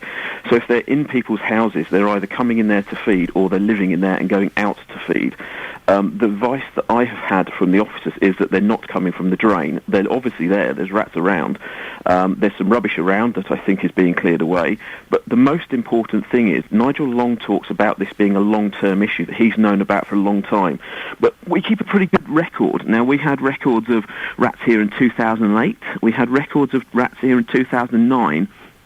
And the next record we had was on 22nd of March this year. So if Councillor Long has known about it for a long time, as he just said he has, why hasn't he been contacting the pest control team at Milton Keynes Council? It's really important that councillors, when they find out about issues, they let people know so that issues can be dealt with. Milton Keynes Council always goes out and deals with issues when they've got there. They've got a 100% record for going out and dealing with issues when they're told they're there. Have you been out and dealt with this issue, Peter? The pest control officer has been out a number of times. They put baits down, they found rubbish in the area that they say needs clearing away, and when that's done, that will make a significant difference. Nigel, if you knew about this for a long time, why didn't you tell Peter? The issue about the storm drain's been raised over a number of years, but it's also been raised with the Milton Keynes Council by the Parish Council, and it's been discussed at length by the Neighbourhood Action Group. So there's been a lot of discussion over quite a long period of time. It has been consistently raised. The issue has always come down to this one about the council owns the land, Anglian Water are supposed to manage the area. I think there needs to be real clarity over that, and somebody needs to take responsibility. I almost think the council should take back responsibility for maintaining that area from Anglian Water. I suspect they do it better than Anglian Water. Peter? I'm glad that Nigel feels that the council did a better job than some other companies at looking after things, because I think that's confidence in the way that we do work. But I come back to the point again. Nigel has known about this problem a long while. He said he's talked about it a lot of places, and they've discussed it. The one place that he failed, and it is his job and Mick Legg's job, his colleague, it's their job to contact the pest control team. They have a very accurate log of when they were contacted. Okay, well, Peter, neither he or nobody else has contacted them. Let's stop trying to score points. Let's put that to one side. Let's. I'm slapping both of your wrists. And Peter, we know about the problem now. Nigel says that the council should take responsibility from Anglian Water for this area. I think it's a matter of dealing with the rat problem. And as I said, the officers, when they went out there, the pest control officers, they're professionals. They know how to deal with pests because they've been dealing with it for careers. So they know where the issue is. Now, the issue is in the houses that's there, and there's some rubbish at the back of them where they feel that they've got a big problem. The rubbish is being removed, I think, by the people who occupy the properties, and that's where they do. So rats don't live in ditches and drains? Rats do live in ditches and drains, but if rats live in a ditch and a drain, you would see where they come out to do their feeding. Right. So you'd see runs, and you would see various ways where rats go. And the controllers haven't seen that? That is what the professionals say there isn't there. There's obviously rats living in the rubbish, because you can see where the runs are, and you can see the evidence of where they've been. So the issue is they're baiting for the rats now, which means they will get the rats, they will kill the rats, and they will sort the problem out here. But I think we just have to trust professionals in where the rats are living. And now Nigel's obviously got a bit of an issue about the maintenance of land and issues like that there. But if that is not where the rats are coming from, that issue is a side issue at present. Peter, how many council pest controllers are there in Milton Keynes? We have a number. We have one officer who's employed directly, and then we have a commercial company who we use to. So there's only one directly employed council pest controller. There's only one directly employed person, but there's also commercial companies that we employ. And I know Nigel would like to score a few political points about the way that service is run, but that's an efficient service. Well, is it efficient, Peter? Because it would appear that the people living in these properties would say it's not that efficient because of this rat problem. There's one woman who's terrified the rats are going to touch her children at night. Once again, if it had been reported, when it was reported on the 22nd of March, an officer went straight out, started baiting, gave advice to people about what you need to do to reduce the incidence of rats, and is constantly dealing with the problem. That is what, if you had 10 people or 20 people, they would do.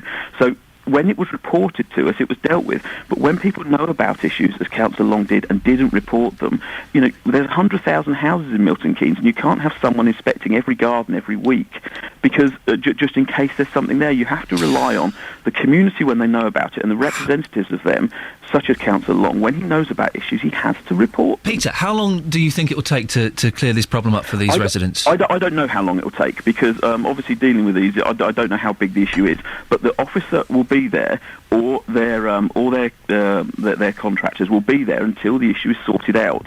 So that will happen, and there's no doubt about that. One pest controller for Milton Keynes in a population of more than 250,000. Yep. Is that enough? Well, as I say, it's not just one pest controller. There's one pest controller employed directly, and then there's a company that works behind them, a contracting company who works behind them to deal to come in and assist when necessary. Nigel, anything you'd like to say to Peter? Well, it's interesting because I think there are two different issues here. I mean, we had a rat problem in our garden, and we called out the professional pest control company, and they did come out very quickly. They dealt with the problem, and it was very good. But I know of another site about 200 metres from where the storm drain is, where there's an open site that's been, again, left derelict for a number of years, which we've reported to the council, where there's also another rat problem. And one of the residents there, who lives in Middlesex Drive, contacted me yesterday, having seen the story in the papers, to say he's getting rats into his garden from that site. Now, again, that site's been reported over a number of years for rats. So I think there's an issue about derelict sites and open spaces that are owned by the council where there is no action, and the performance of the individual contractor dealing with specific problems, which seems to be, in my experience, quite good. It's the open spaces that's the issue, and we need to get to grips with that, and that is a Milton Keynes issue. Peter, final word to you.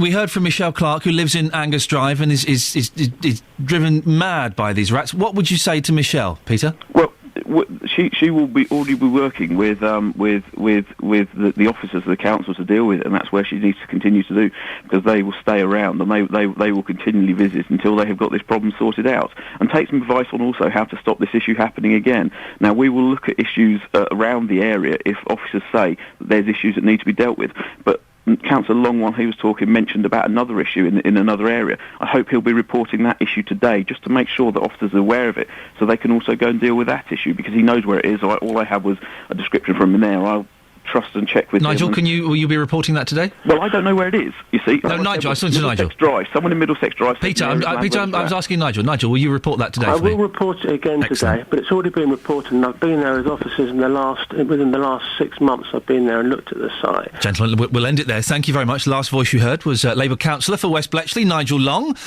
and the other gentleman was Councillor Peter Geary from Milton Keynes Council. A little bit of sabre rattling there. It was an interesting chat. I guess the thing is here, do you suffer from rats? Are they a problem for you?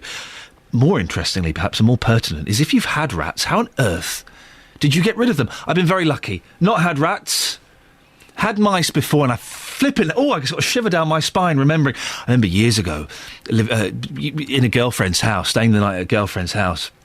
It was years and years ago, when everyone was fat sharing and things like that, and a mouse came into her room. Oh, it was horrible!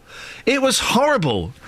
And we bought traps, and you'd hear at 2 o'clock in the morning the trap snapping a mouse's head off. Oh, it's horrible. Rats, I can't even begin to imagine. If you've had rats, how did you deal with them? Did you get someone in? Did you get the council in? Were you happy with them? Did you go at them yourself? Did you get a bloke in with a long stick? They've always got long sticks, haven't they, these pest controllers? Again, another story. I remember we had a bee's nest once in our house, and we phoned up the council, and the council said, well, we can send someone round in 2 weeks, but we can't do it before then. We've lost our bee stick. Excuse me? We've lost our bee stick. We'll be getting a new one. And we were really excited to find out what this bee stick was when the gentleman turned up 2 weeks later with his brand new bee stick. A bee stick? Just a long bit of wood. That's all it is. Just a long bit of wood. How did you deal with your rat problems? 08459 455 555. 7:45. Oh, fingers crossed, here come the travel. Beds, hearts and bucks travel. BBC Three Counties Radio. Things still looking pretty good out there on the roads. Things are moving okay, apart from the M25, which is slow in a couple of the usual spots. We've got delays anti-clockwise from Maple Cross to the M40, junction 17 to 16, and it's taking maybe 10 minutes to get through the traffic there. It's not looking too bad, actually, so far. The A1 is slow in a couple of places. First off at the Black Cat roundabout, the junction with the Great Barford bypass, the A421, but then also, if you're driving down toward London, it's slow once you get to Edgware, southbound, between Apex Corner and Mill Hill Circus. The M1 now starting to look quite slow on the speed sensors as well, from junction 11 at Dunstable through to 10 at the Luton Airport Spur. On the trains, thankfully, still no problems or delays reported. Adam Glynn, BBC Three Counties Radio. Adam, thanks very much. Right, 7:46 pretty much. It's Thursday, the 4th of April. I'm Iain Lee. These are your headlines on BBC Three Counties Radio. It's thought a man was collecting wood to heat his home when he died whilst cutting a tree in a Luton park yesterday. Milton Keynes Council says it's treating the rat problem in Bletchley, but locals say it's still not enough. And in sport, Newcastle, Chelsea and Tottenham Hotspur are all in Europa League action tonight. Coming up, researchers have claimed there is a link between male baldness and heart disease. Well, how much do men worry about going bald? Well, our head and heart correspondent Justin Dealey has been out and about getting your views on this. We'll catch up with him before 8, but first of all, someone with a fine head of hair. I've seen it. Elizabeth Rossini. Beds, Hearts and Bucks weather. BBC Three Counties Radio. Hello, a very good morning. Flattery will get you nowhere, Ian. It really won't, and it certainly won't get you better weather either. But we can look forward to some better weather, I think, by the time we get to the weekend. But until then, it is going to stay really pretty cold, and we'll still actually be in the cold air at the weekend. It's just that with the northeasterly wind easing down, it's going to feel a lot more pleasant. But until then, that's going to be with us. It'll be a main feature of today and tomorrow, unfortunately. And it's going to drive in some light wintry flurries, I think, today. So don't be too surprised if you see something a little bit sleet or snow-like falling out of the sky, particularly across Hertfordshire, I think, through the course of the morning. Will be an improving picture, though, into the afternoon. Certainly anything that we do see that's white coming out of the sky is not going to settle, don't worry, and it won't accumulate at all. It will just be there, and then all of a sudden it will be gone. It will just make your day a little bit more unpleasant, I suspect. We've still got that brisk northeasterly wind. It's going to make it feel colder than the temperatures would suggest, and they're only going to be at around 4 or even 5 degrees degrees Celsius in Berkhamsted, in Harpenden and in Stevenage as well. That is 41 in Fahrenheit. So drying out, I think, into the afternoon, dry overnight, much of the same really. Temperatures dropping to around freezing, hovering just above where we keep the cloud, closest to the London area, I suspect. And then in the rural spots, then we should probably see the cloud thinning and breaking, certainly towards northern areas anyway. And then tomorrow, some brightness and some sunshine around, but we've still got that northeasterly breeze, so it's still going to feel really quite chilly. But the sunshine will help the temperatures to lift up to 8 or even 9 degrees Celsius. Put it past that, that's 45 in Fahrenheit. It'll start to feel better by Saturday with the wind easing. That's the forecast. Thank you very much, Elizabeth. Weekends on BBC Three Counties Radio. Every Sunday morning from 6. Helen Lee. The show is all about bringing people together, whatever their beliefs. I think decent people all share a common purpose, to lead happy and fulfilled and meaningful lives. Helen Lee. I'm nosy and I get to ask people I don't know lots of questions without them thinking I'm odd. Every Sunday morning from 6. Sunday mornings, always about playtime. It's true local radio and I love this place. Helen Lee. Every Sunday morning from 6. On BBC Three Counties Radio. She's very, very nosy. That is true. Very, very nosy woman. Should blue badge holders be forced to pay for hospital parking? I can see the arguments for and against this. I really don't know what the right answer is. Facebook.com/BBC3CR. You can have a little look there. We've also put the link up if you want to sign the petition against the proposed changes that are being suggested. Dave from Sunderland Park says, I agree disabled patients should pay as non-disabled patients, but what is irritating is the cost for everyone and the statements that although we pay to park there, they take no responsibility for any loss or damage caused while in that paid parking space. Well, what exactly are we paying for, other than an extra tax to fund the extravagant salaries charged by doctors who will use these NHS facilities for private money spinning? Craig on Facebook says, I don't think anyone should pay to park in a hospital. They are making money from people that are unwell and need to be treated. It's a disgrace. Well, what do you think? 08459 455 555. I really can see both sides of the argument for this. But also, I'm slightly concerned. But if you go to the Facebook page, there is a them and us mentality that I've not really spotted before. Some people actually referring to disabled people as them and us. And I'm worried that this is kind of quite divisive. And this sort of talk... My mum's disabled. She's got MS. She lives in a care home. Can't do a lot for herself. Gets about in a wheelchair that she drives terribly. Couldn't push a manual one. I would be very upset to think that there are people out there referring to her as one of them. It's my mum. You know, she's bonkers and she's not very well, but it's still my mum. Is she really a them? What do you think? Should blue badge holders be forced to pay in hospitals? 08459 455 555. Going off on a tangent here, baldness. Do you worry about it? Researchers in Japan say they found a link between male baldness on the crown of the head and heart disease. The British Heart Foundation described the findings as interesting, but said the connection wasn't as strong as with risk factors such as smoking and obesity. Well, how lovely. Very hairy. Justin Dealey has been, it's not all on his head either, has been out seeing if you're worried about baldness. Justin, where have you been? Ian, good morning. We're in Luton. This study, you often hear these things, don't you? I mean, come on. A link between baldness and heart problems. I think I've heard it all now. Why are you disputing the fact of Japanese scientists? Well, they probably sit there in their white coats all day thinking about something to do. 37,000 people were involved in this study. Yeah. They seem to think there is a link. I am doubting. Do you worry about going bald? I've got yes. Do you worry about it? I do. I've got a thick head of hair. If I'm anything like my dad, yes, it's greying, but it's thick. If I'm anything like my dad, never going to lose it. Although they do say you kind of inherit your hair from your grandfather on your mother's side. If that's the case, I'm stuffed. Well, if that's the case for me, I'm fine because both my granddads and my dad had hair. If I went bald, I'd be upset for a while.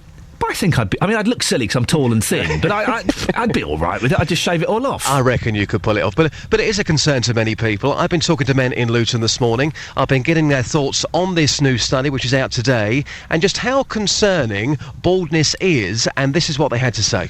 Well, John, as a man who's got no hair, are you concerned about these reports this morning? Not at all, no. When you started losing your hair, did that concern you at the time, or is it just life and you're not bothered at all? I think it is just life, and I shave it, so, I mean, if I let it grow, it'll be there more than it is at the moment. But I've never had a huge amount. When I saw somebody last week with a cracking wig, would you ever consider getting a wig? No. No, I move a lot quicker like this. Yeah. Aerodynamics. Fantastic. Yeah. On your way then, thank you very much. Cheers, Richard, I think I can get away with this one. You haven't got much hair there. You got a hat on this morning. When you pulled it back, there wasn't much there. Well, when did you first start losing your hair? In my mid-30s. And when that happened, did that upset you? Not really a great deal, no. So the report in the paper today, now that you've seen it, now you've heard about it, does that concern you in the slightest? It doesn't at all, no. A lot of people shave their hair and have it very short, so no. I mean, these scientists are saying there is a link between male baldness and the risk of a heart attack, heart problems. Again, you're not bothered about that? No, not at all, no. And let's have a word with Daniel. Daniel, you're 27, got your mum here this morning, lovely head of hair. How concerned are you about losing your hair, though? Pretty concerned, yeah. What about friends of yours? Have they started losing their hair? Yeah, a few of my friends have started losing their hair, and it's affecting them quite badly. I think they're quite concerned about it, very aware of it anyway. I mean, how do you think it might affect you if you were to go thin on top? I don't think you will, but if you were, how do you think that might affect you? I don't know. I've not really thought about it that much, but it's just sort of something that does concern me. I do think about it quite a lot, and just kind of really hope. It's like sometimes if my hair, a few hairs come out, you do think, oh, I hope it don't get any worse than that. Because some men I've spoken to said they weren't bothered, but clearly it's an issue for you. Would you get a wig? Would you get a transplant? Were those things you might think about? Nah, I'd shave it all off, yeah. Hopefully it won't happen. Thank you very much. Thank you. And if you joined in halfway through that report, you'll hear it again tonight on the Mark Forrest Show. You will do. Good for them. Justin, you used the phrase, I saw a cracking wig the other day. I did. It's been a very embarrassing morning. Justin, you're going out. Can you ask men about their baldness? Excuse me, sir, you're bald. Gonna have a chat? I'm from the BBC. It's worked very well. My friend went bald at the age of 19. Really? Yeah, he went bald at 19 and he shaved it all off. I would shave it all off. I'd shave it all off Breaking Bad style. I would certainly advise that you don't do what a man did a couple of weeks ago, this cracking wig. Well, I've never quite seen a colour like it, and it was moving. Every time he walked, it was moving to the left, it was moving to the right. Maybe it's one of those rats that we're talking about. Dealey, one suggestion I've got, stop putting that bleach in your hair, mate, otherwise it will burn it all off. Oh, thanks, I'm getting it done tomorrow. Well, I wouldn't bother. Justin Dealey out and about there. Well, trichologist Brian Plunkett joins me now from Woburn. Morning, Brian.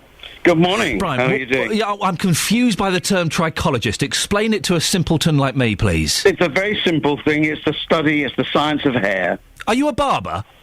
No. No, it's a little bit more complicated than that, is it? Well, yes, I suppose it is slightly. But we have something in common, I suppose, that we work with hair. Yeah. But, How much? Sorry. No, Brian, I was just to ask, how much do men worry these days about going bald? It's not viewed the same as it was maybe 20 years ago, is it? No, far less, thank God.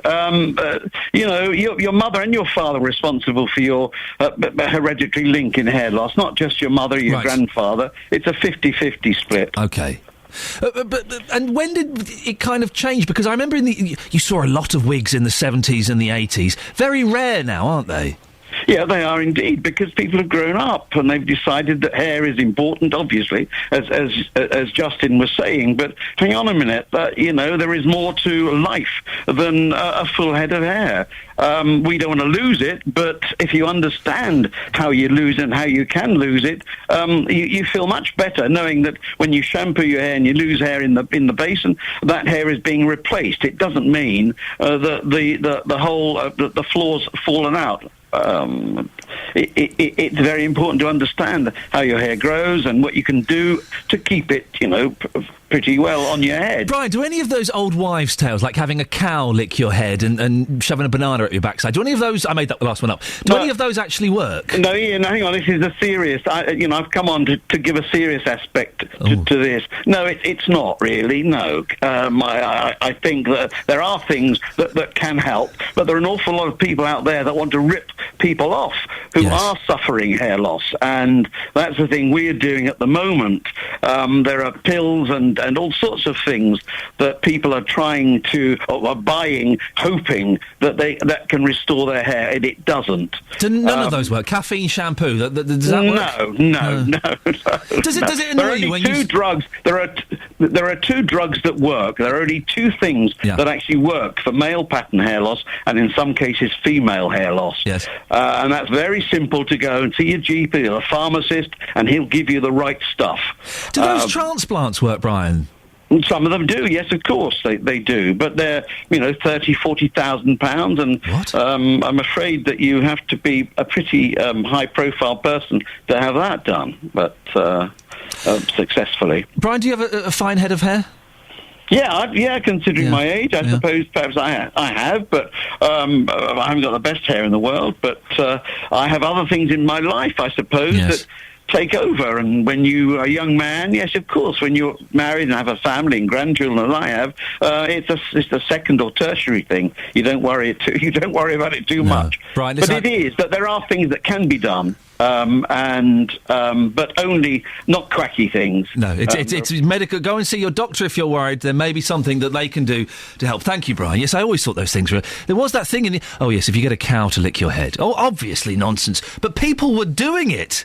People would actually go and do it. Can you believe such a thing? 08459 455 555. JVS will pop in about 20 minutes to tell us what's happening on his show. Before that, here's Adam Glynn. Beds, hearts and bucks travel. BBC Three Counties Radio. Ian, thank you. M1 heading southbound, looking quite slow from junction 12 at Flitwick to 11 at Dunstable. It's also busy still on the A1, mainly as you get in toward London round Edgware, but also a bit slow at the Black Cat roundabout in Roxton. A10 starting to slow down now, heavy traffic building in Enfield between Bullsmore Lane and Southbury Road. M25 anti-clockwise is still slow moving from junction 17 at Maple Cross round to 16 at the M40. Traffic hasn't eased off at all there yet. It's looking a bit better than it was, though, from 19 at Watford to 18 at Chorley Wood on the cameras. And on the trains, still, no problems or delays on those departure boards. Adam Glynn, BBC Three Counties Radio. Thank you, Adam. Well, coming up in the next hour, more on rats and more on disabled parking. It really is dividing you, more than I thought it would do on the Facebook page. Should blue badge holders pay for parking in hospitals? Here's Serena. Getting beds, hearts and bucks talking. This is BBC Three Counties Radio.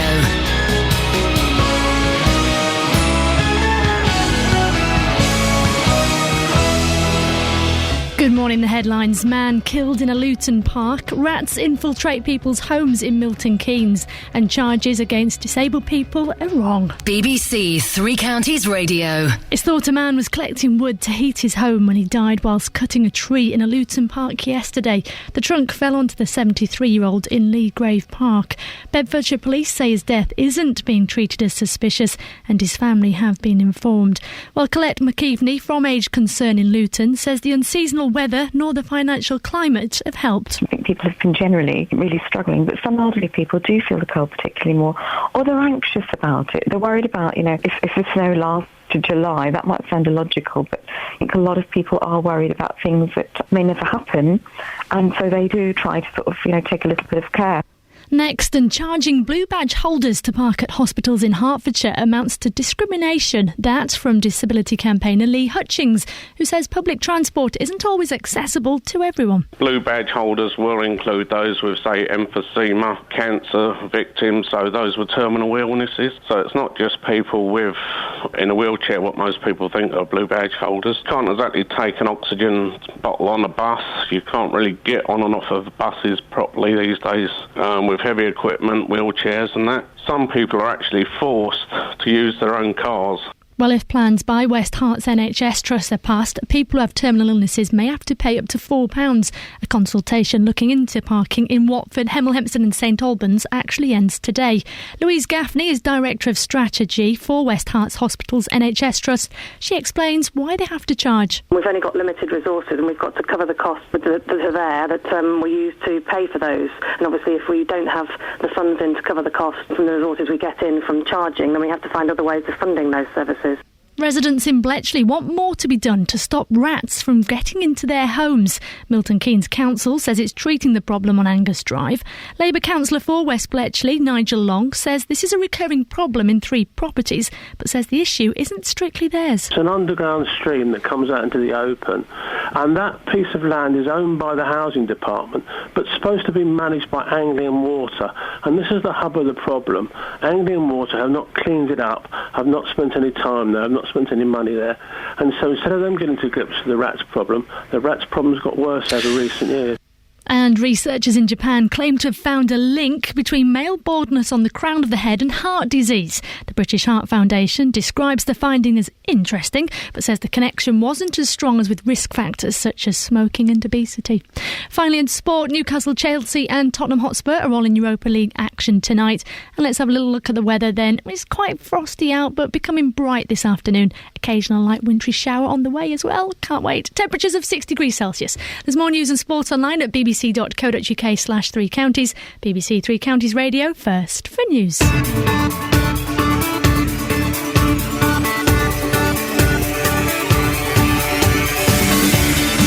This is Iain Lee, BBC 3 Counties Radio. Hope you're fine and dandy. Sorry, I'm chuckling because someone sent me something very, very rude on Twitter. Very rude. Couldn't possibly read that out. Naughty, naughty people out there indeed.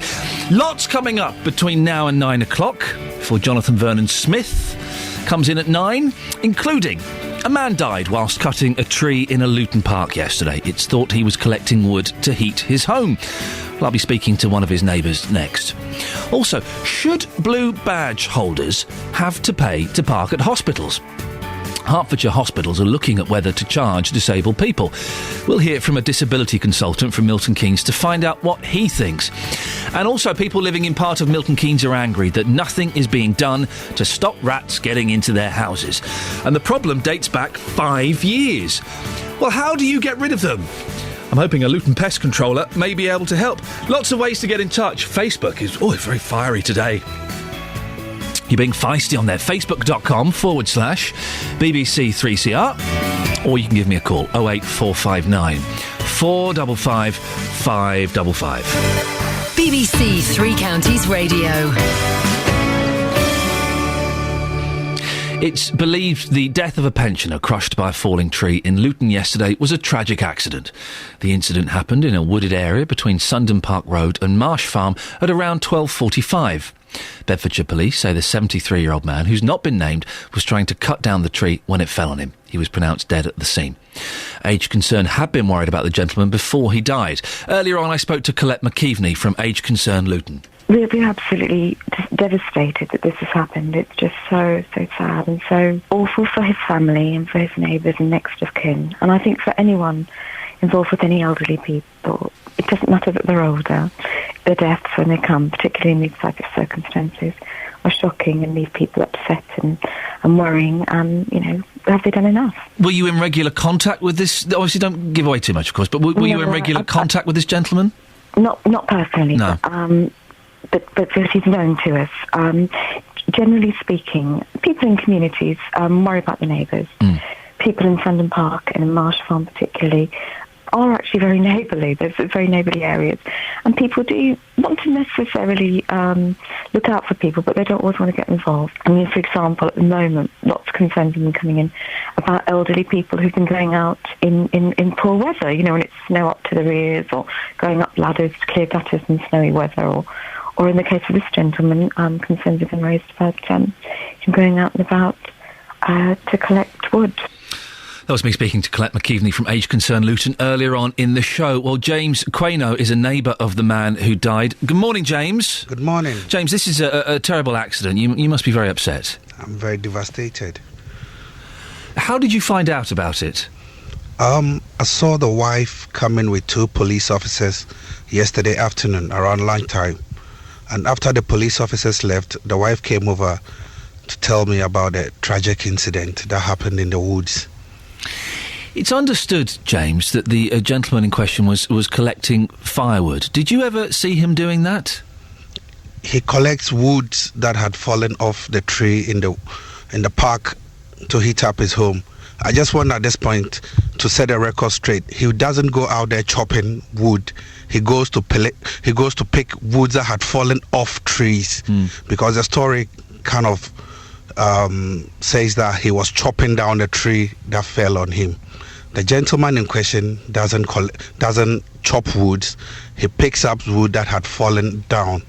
So yesterday it was a freak accident. I've seen him go down the woods, pick up a couple of twigs here and there.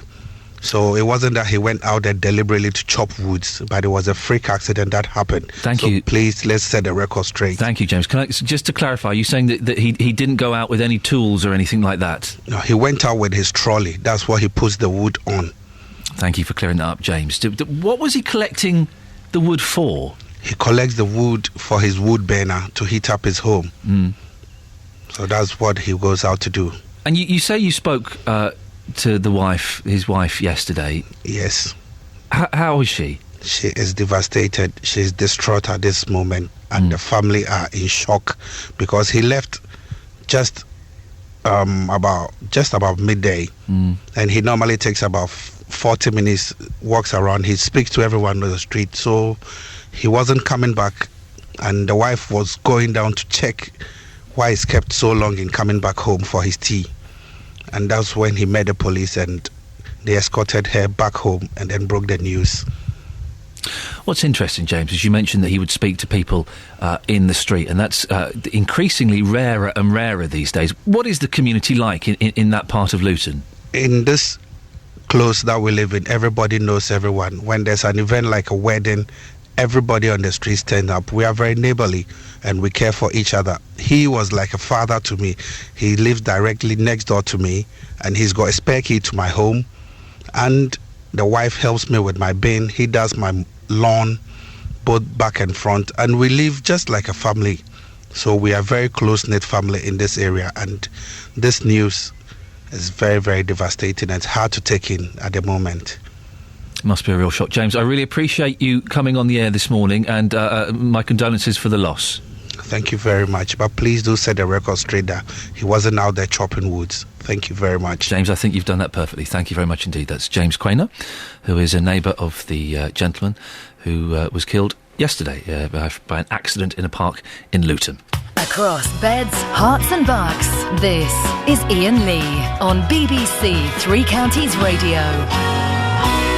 Well, it's divided you on Facebook, more than I was expecting it to be honest. Should people with blue badges pay for parking in hospitals? 08459 455 555. It's being discussed as a possibility. Jane is in Aylesbury. Good morning, Jane. Morning, Ian. Jane, what do you think? Should blue badge holders be charged to park in hospitals? No, they shouldn't. Why not? Well, let's put it this way. My mum's disabled, and to get her from the car to where she needs to go takes a good 20 minutes, 25 minutes, because there's wheelchairs to get out of the car, because she's disabled, she has to have somebody with her. She can't do it herself. What else to do? Stoke Mandeville, this is to anybody who's listening from Aylesbury. If you're disabled, get your cards photocopied, take them with you to prove you are the person disabled, because there are people out there who are using other people's cards. Oh, the blue badges, there are people who do that, and that's very naughty. There are some people who would say that you get the people with the blue badges get the benefit of parking nearer to the hospital, because obviously a lot of them have mobility issues, not all. So you have that benefit. Why shouldn't your mum pay? Well, why should she? Well, why shouldn't she? She's worked and she's... but everyone else has to pay, don't they? That's the thing. People who don't have the blue... They are mobility able. They can walk more than 50 yards without getting exhausted or in pain or something. But why should... I'm sorry to push you on this, James. Just trying to clarify. Why should your mum's lack of mobility prevent her from paying to park? Because it costs a fortune. It costs a fortune. If people have their cards photocopied and they can prove to the reception desk when they go to get the card to get out the other person, then that's fine. But it costs a fortune for everyone, doesn't it? It would cost a fortune if I went. Yeah, but most of the people are working. Yeah. But not everybody no. that visits a hospital is working. Do you see the point I'm trying to make? Yes, that there are some people that would say, well, yeah, your mum's got mobility issues, but that and she gets the benefit of having maybe a slightly wider parking space and parking nearer the entrance. Yeah. But why should she be excluded from paying the fee that everyone else has to pay? Well, it's just obvious, isn't it? It's not to me, and maybe I'm being silly. Maybe I'm being a bit stupid. It's not obvious to me. But what I'm saying is, if you can prove that you're the person disabled using that parking space and you need a food ticket to get out, yes, you need to have your papers photocopied. That's what Stoke Mandeville Hospital do. Okay, I'm going to ask you one more time, though, because maybe I'm not being clear. In other hospitals, apart from Stoke Mandeville, why should your mother or anybody with a blue badge, why should they get special treatment and not have to pay when able-bodied people do have to pay? Well, because they're disabled, and it's only right. I think it's only right that they should be able to park free. Okay, thank you very much indeed. 08459 455 555. I'm not sure the argument, because they're disabled, is perhaps strong enough. I don't know. I can see both sides of this. I really can. Both sides of this argument about blue badge holders paying to park or not. Facebook.com/BBC3CR. Ben says, I think everyone should pay. If you own a car, you'll be paying for tax, insurance, petrol, parking and more. Blue badge holders get to park closer. Why should it also be free? Karen says, my dad is registered disabled. He pays for parking at Lister. However, he has had to have lots of visits recently. So to cut down on paying, he's been taking the bus and using his free bus pass, and the bus drops you near disabled bays anyway. He's retired, so no rush. Parking charges are way too expensive. The argument would be, again, that some people are unable to use public transport. Anne has emailed me, ian.lee@bbc.co.uk. A member of my family had a blue badge because he could hardly walk. He could, however, have afforded to pay. Those who can pay should have a red badge for those who have paid and a blue for those who don't need to pay. As long as the badge does what it's supposed to, i.e. alleviate stress for the disabled, what's the problem? Charges should not be collected at a car park which would cause distress. It's interesting, isn't it? Facebook.com/BBC3CR. I'm slightly concerned that there appears to be a them and us mentality around disability on the Facebook page. Not with everyone. There have been a few people who have referred to them, the disabled, them, and us, the able-bodied. And that upsets me a little bit and makes me feel a little bit uncomfortable. 08459 455 555. Should blue badge holders have to pay for parking in hospitals?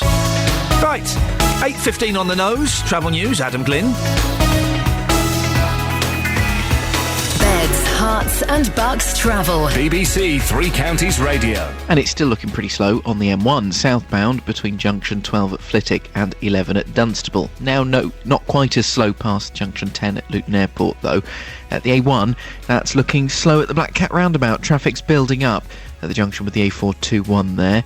If you're using the M25 this morning, anti-clockwise, you can expect delays from junction 17 at Maple Cross through to 16 at the M40. It's taking maybe 10-15 minutes to get through the queues there. Not looking too bad. It's moving, but just slowly. Clockwise now starting to look busy as well. Heavy traffic from junction 24 at Potters Bar to 25 at Enfield. That's through the roadworks. And the A10 in toward London around Enfield. Heavy traffic between Bullsmore Lane and Southbury Road on that southbound side. A414's looking a bit busy in London Coney toward the roundabout with the 81081. Trains, though, still running without issues. Adam Glynn, BBC Three Counties Radio. Thank you, Adam. 8:16, Thursday the 4th of April, I'm Iain Lee. These are your headlines on BBC Three Counties Radio. Age Concern says pensioners are taking drastic measures just to stay alive. It comes as a man died in a Luton park whilst collecting wood to heat his home yesterday. A campaigner says charging blue badge holders to park at hospitals in Hertfordshire is discrimination. And in sport, the Grand National gets underway today with the first test of the newly modified fences being put in place. The weather today for Beds, Hearts and Bucks. Frosty to start, although becoming a little brighter later on. Occasional light wintry showers on the way. Maximum temperature is 6 degrees. Coming up, charging blue badge holders to park at hospitals in Hertfordshire amounts to discrimination, according to a disability campaigner. Well, should disabled people get free parking in hospitals? We'll get more of your views before 8:30. 08459 455 555. BBC Three Counties Radio.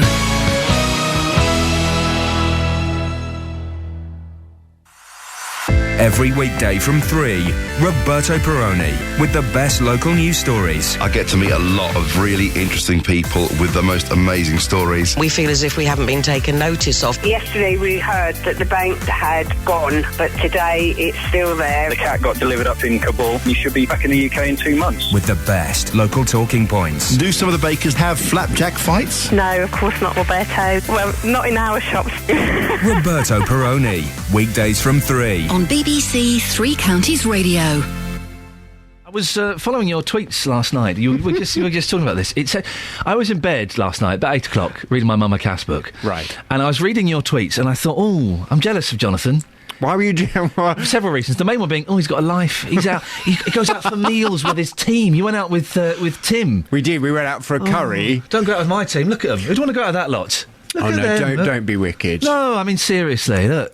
One's pregnant and one's I don't say. But, you go out with your team for meals and things. Well, we were only intending... I said, let's go out for an early curry. Yeah. I said, I'll treat you to an early curry. So we went to this curry house, and as we arrived, there were all these little leaflets on the table saying, tonight... Elvis is in the building. Fantastic. So we thought, well, we'll have to stick around for Elvis. Of course you would. It was so funny. Was he a good Elvis? He was a very good Elvis. Some Elvises are good because they're rubbish. No, he was very good. He was a fantastic showman. Yeah. Who's called Elvis Schmelvis. Oh, I see. And my favourite one was when he did Viva Las Vegas. He said during the chorus, everyone had to pick up their napkin and swing it round their head. Yes. You've never seen anything so funny. All these people, eating their curry, and then the minute Viva Las Vegas, the whole restaurant started swinging their napkins. Fantastic. Mind you, I had had a couple of Cobras, so everything's even funnier then. You did look very flushed in the picture that you tweeted of you and Elvis. Yes, I'm feeling a little ropey this morning. It was one of those impromptu midweek outrageous evenings. I really fancy a curry now. Do you want to go for a curry with me one day? I'd love to. Would you? I would love to. When? Today? No. Oh, tomorrow. I couldn't do another curry. Not 2 in a row. That's what they do in India. Well, it may well. What they do over there. I went on for my honeymoon. Half of my honeymoon was in India. We're doing a little tour of India. Curries for breakfast. Oh, that was fantastic. The proper stuff as well. Don't get me wrong, I love a curry. Yeah. But 1 a week. I couldn't do 2 in a row. Oh, dear. Oh, I could. Do you not do the thing when you get a takeaway and you have cold curry in the morning for breakfast? Oh, that is disgusting. Oh, a bit of mayonnaise on there. Oh, good grief. Wonderful. Whack it all on the plate. Oh, beautiful. Dear. That's when it's at its best, is a cold curry for breakfast the next day. Oh, no, I can't be with you there. You won't be. When we go out for a curry, you won't be with me the next day, I can guarantee that. When you say that, Tim ended up sleeping in my guest suite last night. Did he? Oh, I'm going to enjoy your show this morning. Because he said I've had a couple of Cobras. Oh, cool. James, I've had a bed on phone to come. I've had a couple of covers. I can't go on. I can't keep on your floor. That's what he said. Kind of. What's on your show this morning? Well, we're running with this hospital parking charge story that you've been talking about this morning. As we've learnt, West Hertfordshire Hospitals NHS Trust is looking to charge disabled drivers to park. And as I understand, the consultation into whether or not this would be a good and acceptable idea ends today. Yes. Well, you've been focusing on disabled people parking in hospitals, but of course it's not only disabled people that have to pay through the nose for parking. A couple of years ago, a relative of mine was in hospital, Barnet Hospital. My word. I think at the time it was £3.50, something like that, for an hour. For an hour. Yeah. And if you're going to visit somebody every day, this relative of mine was in for about 2 weeks. It was costing a fortune every day. You want to pop along in the morning, pop along in the afternoon. It's costing an absolute fortune. But if the money goes back into the hospital, is it money well spent? Is actually quite a good way of raising revenue. If you've got a friend or a relative who is in that hospital, availing themselves of the services that hospital has, then is it quite a good way of getting a bit of extra revenue for the people who go to visit them? If you are disabled and you use the hospital quite a lot, should you have to pay a bit of extra tax towards the care that you receive? From 9 this morning, I want to hear your views. Do hospital parking charges make you sick? 08459 455 555. That is very clever. Who came up with that question? I did. That is brilliant. You like that one? Because hospitals and sick, you can be sick in a hospital, and you are good. I know. You are good. You should apply for that job at the Daily Mail. You really should. Is that a compliment? Jonathan Vernon-Smith will be on at 9 o'clock. 08459 455 555. Across beds, hearts and bucks, this is Iain Lee on BBC Three Counties Radio. Well, it's the debate we've been having all morning, and it will follow through with JVS later on. Should blue badge holders have to pay to park at hospitals? As you heard, West Hertfordshire Hospital NHS Trust is looking at charging disabled drivers. A consultation looking into hospital parking in Watford, Hemel Hempstead and St Albans ends today. Well, Douglas Campbell is an independent consultant on driving and disability from Milton Keynes. Good morning, Douglas. Good morning. Should disabled people pay to park at hospitals? Well, let's separate two issues. Yep. There was an issue about people being able to afford to park, and there was an issue about the needs of disabled people, drivers and passengers, to park where they go. And I think the one about the ability to afford is a totally separate one. In fact, it's one that Jonathan's just raised across the whole community, that the imposition of parking charges at hospitals clearly impacts much more severely on the person living on means-tested benefits than it does on someone on a $90,000 a year salary. And that's not a disability issue as such, although obviously there is quite a lot of poverty amongst disabled people, but there is equally poverty amongst some single parents and so on. So I think we need to push that one to one side. The most important thing for disabled people, for blue badge holders, is parking near the entrance they need to go in and having a space wide enough to unload their wheelchair or get their stiff legs out of the car or whatever their issues may be. Those spaces need to be properly patrolled because otherwise they're abused. We know they're abused. I know that some hospitals, even staff, abuse them. And that costs money. However, you might say, well, that means disabled people should pay full stop. But there is a fact that disabled people take longer to do things. So, for example, if the hospital perhaps provides 20 minutes free parking, then so much for the next hour and so on, a disabled person needs longer. The free period should probably be an hour or 2 hours, and then it should be, perhaps then they should pay. And in fact, there have been some test cases, because hospitals, like local authorities, are public bodies, and the law is tougher on them than it is on private car parks, because they have a public duty to meet the needs of disabled people, much wider than the discrimination one. And several local authorities, and I think some hospital trusts, have had to concede, when threatened with legal action, that a blanket imposition of the same charges for disabled people is unlawful. And the way around it is, for example, if it's pay and display, saying that if you display a blue badge with a pay and display ticket for an hour, you get, say, 3 hours. So what you're saying, Douglas, if I've got this right, is that maybe people, blue badge holders, should get an hour free, because then that gives them half an hour to get in and out of the car and get to the hospital, and then half an hour to kind of get back, where it might take an able-bodied person 5 minutes to do that. Exactly. I mean, for example, if I send one of my able-bodied carers down to the hospital to run an errand, she can get in and out of the hospital using the car park in the 20-minute free period. Yeah. If I did that myself, I would need probably more like an hour to do that, because of distance, because of availability of parking spaces and everything else. And because it takes longer with my wheelchair to get in and out. Well, that sounds like a fair compromise, Douglas, but we have had several blue badge users say, no, hang on a second, we should get it for free. What do you think about that attitude? Well, we don't get much for free. I mean, the only thing a blue badge actually entitles you to do is to park on street. If it's a single or a yellow double line and there's no loading ban in place, you can park for 3 hours. If it's pay and display on the street, or if it's a meter on a street, then you can park for as long as you like without paying. If it's one of these places where you park for an hour, then you can park all day.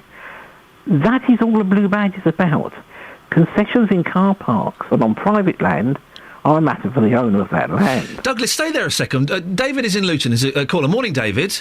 Good morning. David, what's your take on this? I believe you're disabled and you think you should get free parking. Absolutely right. Why?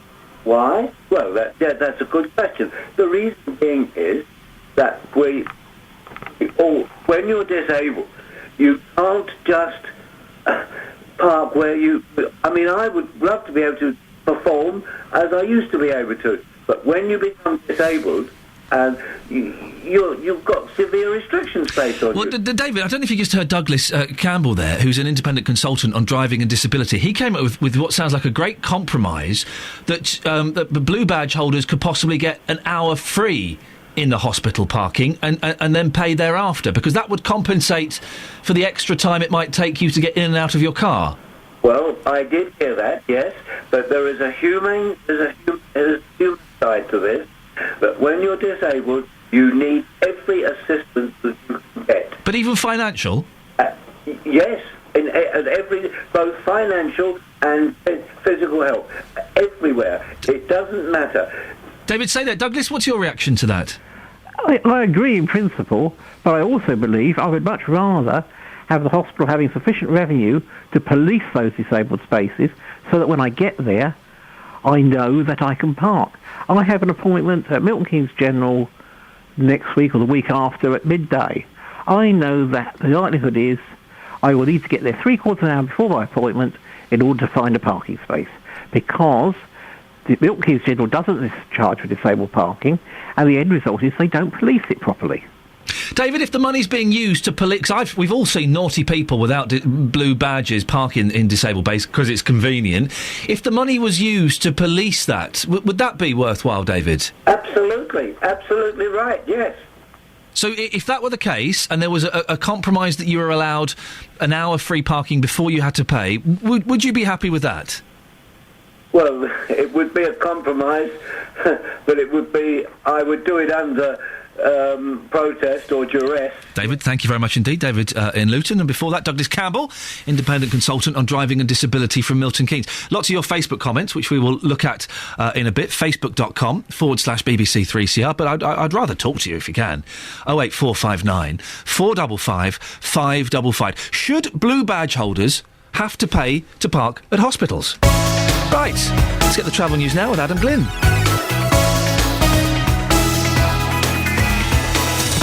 Hearts and Bucks travel. BBC Three Counties Radio. So far, it hasn't really been a bad morning out there across the three counties. Train departure boards looking excellent. We've got nothing running more than about 2 minutes late anywhere right now. On the roads, slow in some of the usual spots, but it's not doing too badly either. A1 is quite slow at the Black Cat roundabout in Roxton. You'll find the M1 busy from Flitwick to Dunstable, junctions 12 to 11. The M25, clockwise, heavy traffic from junction 24 at Potters Bar to 25 at Enfield. That's the A10, of course, and that's through the roadworks section where you've got the narrow lanes and the 50-mile-an-hour speed restriction. Anti-clockwise is slow between Maple Cross and the M40. And as you head in toward London around Enfield, the A10 is pretty busy, with traffic building between Bullsmore Lane and Southbury Road. Adam Glynn, BBC Three Counties Radio. Thank you very much, Adam. 8:30, time for the news and sport now with Serena Farrow. Getting beds, hearts and bugs talking. This is BBC Three Counties Radio. Good morning. Age Concern says pensioners are taking drastic measures just to stay alive. It comes as a man died in a Luton park yesterday whilst collecting wood to heat his home. Meanwhile, Milton Keynes Council says it's treating the rat problem in Bletchley, although they say Anglian Water is mainly to blame. Locals say it's still not good enough. Charging blue badge holders to park at hospitals in Hertfordshire amounts to discrimination. That's from Disability Watford campaigner who says public transport isn't always accessible to everyone. And researchers in Japan claim to have found a link between male baldness on the crown of the head and heart disease. That's the latest. Now let's turn to all the morning sport. Beds, Hearts and Bucks Sport. BBC Three Counties Radio. So let's have a look at the results from last night. And Real Madrid has taken a huge step towards the semi-finals of the Champions League after their 3-0 victory over Galatasaray. The other quarter-final first leg between Malaga and Borussia Dortmund ended goalless. Looking ahead to tonight, though, in the quarter-finals of the Europa League, Chelsea are at home to Rubin Kazan, while Newcastle go to Benfica. Spurs are at home to Basel. Spurs manager Andre Villas-Boas admits he's keen to win the competition, but won't neglect their pursuit of fourth place in the Premier League. In the end, winning a trophy is tremendously important. important. We want to focus on trying to win the Europa League, but we understand that the fans and the club's expectations is for us to try to reach the Champions League qualification this year. Away from football now, and the Grand National gets underway today with the first test of the newly modified fences in the Fox Hunters Chase. Officials made the changes after the deaths of 2 horses in each of the last 2 runnings of the Grand National. Here's Jamie Steer from the British Horse Racing Authority. Unfortunately, last year there were 2 fatalities, but that doesn't mean that the changes made leading into last year's race weren't the appropriate changes. So I think people need to allow the change an opportunity to bed in. If we look back over the years, the Grand National has actually become safer and safer, and the rolling 10-year period up to 2010 was the best rolling 10-year period in the history of the race. And finally, Lance Armstrong's to make a comeback, this time not as a cyclist but as a swimmer at a Masters Championships in America this weekend. BBC Three Counties Radio, there'll be more from me at 9. Across beds, hearts and bucks, this is Iain Lee on BBC Three Counties Radio. I'll be honest, I flipping hate the Grand National. I hate it. Ban it. Ban the Grand National. Oh, yeah, we only lost 2 horses last year. Yeah, in a ridiculous, indulgent horse race that it serves no purpose whatsoever apart from entertaining people for 10 minutes once a year. Yeah, we only lost 2 horses last year. It's too many. 2 horses dying in a horse race is too many. Are we really that backwards that we want horses to die for our pleasure? Yeah, we only lost 2 horses last year. Yeah, I know. I hate it. I absolutely hate it. I think it's an awful race. Anyway, rant over. Lots coming up between now and JVS at 9 o'clock, including the big debate this morning. Should disabled people pay to park at hospitals? Well, our reporter, Justin Dealey, has been to St Albans Hospital to find out what patients and visitors there think. And also people living in part of Milton Keynes are angry that nothing is being done to stop rats getting into their houses. They say the problem dates back 5 years. How have you got rid of your rats? What have you done to get rid of them? Well, the Labour councillors in the area say rats are a recurring issue in Angus Drive. Michelle Clark hasn't been sleeping because she can hear rats scratching under her bed at night. Our reporter Jessica Cooper has been there to find out more. I'm stood opposite 3 properties in Angus Drive in Bletchley, and everybody living in these houses is facing the same problem, and that's a problem with rats. They're increasingly hearing these rats inside their homes, and they believe they're coming from a storm drain, a kind of wasteland area that is behind the properties. Let's go and speak to Michelle, who lives in one of the houses. Michelle, we've come upstairs to your bedroom, which is where you sleep with your little girl at night, and this is where you've been hearing the problem of rats. Yes, really quite loud, so they're that loud I couldn't even go to bed for over a week. I slept downstairs because I was scared that they'd get through the floor and come on my bed. We're stood just next to your bed here. Where would you hear the rats? Explain it for me. Literally underneath my bed, where my husband's side, and it's literally right underneath. And you can hear it scratching. And if you're downstairs watching telly, you can hear it over your telly. So that puts you off going to bed. At night, when everyone goes to sleep, I was scared that they'd get out and touch my children. But I haven't actually seen one, but you just don't like to hear them, you don't want to live with them. Mm. And when you hear them, does it sound like there are a few? What does it sound like? I say 2 or 3, and they sound huge. Because one day I come back from nursery and I thought someone was in my house. It was that loud, I thought I had someone in the house. I worked out it was the rat. What have you been doing to try and improve the problem? Have you been getting any help? Yeah, it took me ages to get through to the Milton Keynes Council because I couldn't find a number or anything. I had to get really upset with my health visitor and the MP to help me get one of the pest controls. So I only got 1 pest control for the council. He's been putting food in the loft, which has been helping. But in the end, I had to get my brother and my husband to pull out the floorboard to fill the hole in ourselves, what we shouldn't have had to do. And since I've done that, I haven't really heard them. Where do you think the rats are coming from? Well, how do you think they're getting in? The sewers behind us, there's loads of water, grass hasn't been touched, and it's just open land. It should be sorted out, really. It's dangerous. What kind of impact is it having on your life? I'm really scared of rats, so I've been really upset over it all. I haven't been sleeping. I'm on depression tablets now. I go to the doctors. They put me on tablets over it all. What would you like to see change? More help from the council, definitely, because only 1 pest control to get hold of, and I didn't know I could have him. And sort out the sewage behind us. It's disgusting. My name's Yvonne Clark and I've lived here 39 years. The first time we noticed was about 5 years ago, and then they were sorted out, then they just come back again just recently. But as I say, I've not had any physical evidence of seeing them, but my son and granddaughter heard them scratching in the loft. This problem, you say, tends to come back around every few years or something? Yeah, 5 years. Last time we had a rat festival, it was 5 years ago. And how did it get sorted that time? They had a council chat for the council to get rid of it. I wish they'd get rid of them completely, to be honest with you. But as I say, with the ditch over there, I mean, they come in anyway, so through the sewers, under the houses. There's nothing we can do about it. They come and treat them, and that's all they can do, really. Well, Anglian Water said while they're responsible for the cover parts of this drainage system, maintenance of the open ditch and the surrounding land is the responsibility of Milton Keynes Council. David Westcott is the director of A1 Pest Control Limited, based in Luton. He owns many properties in the town and set up the business to deal with the problem as there wasn't enough help out there to tackle it. Morning, David. Good morning. David, what should people do if they think they have rats in their property? Well, get someone in to deal with it as soon as possible. I heard your caller there underneath the floor. A more serious problem would have been had the rats chewed through the cables of the property, could have actually set fire to the building, which does happen occasionally. Oh, really? Yes, so it's, the vermin have to be dealt with immediately. The first question I ask someone when they call about that they've got a problem, whereabouts are they? Well, all your conduits and that are underneath the floors, and they usually gnaw away at these things, and although they often kill the rat, at the same time it causes a fire. David, what are the signs that you might have rats in your property? Well, maybe just, if you hear them or you see droppings and that, you've just got to be a bit vigilant. But it's just nature, isn't it? I mean, basically, these rats, you're never more than apparently a metre away from a rat or 2 metres away. It. Especially here at BBC Three Counties. Yes? Yeah, so the council's ever hard strapped for cash. They haven't got the money, let's face it.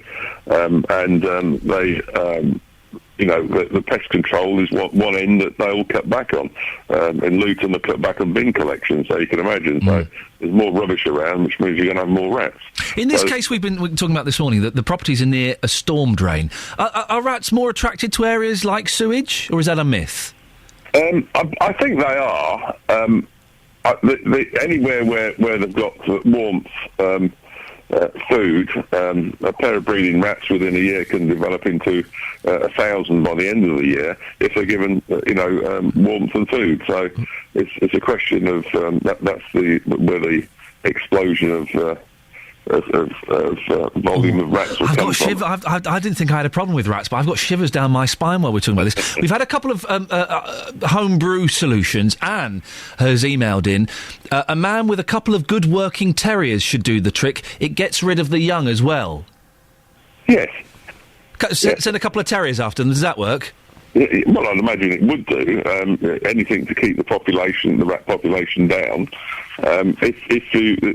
All councils are doing less on pest control. Hence, you're going to have an increase in the problem. So it's in the hands of the private owner. Obviously, this was a council house. If it was your own private house, you pay for it. So Scott has tweeted me, I shot a rat once with an air rifle. I was egged on to do it. It made me quite upset. I love it now, though. Well, I mean, that may be a fairly cruel way of if you don't kill them outright. But rats and mice, they're quite clever creatures, and you have to know what you're doing to make sure that you get rid of them.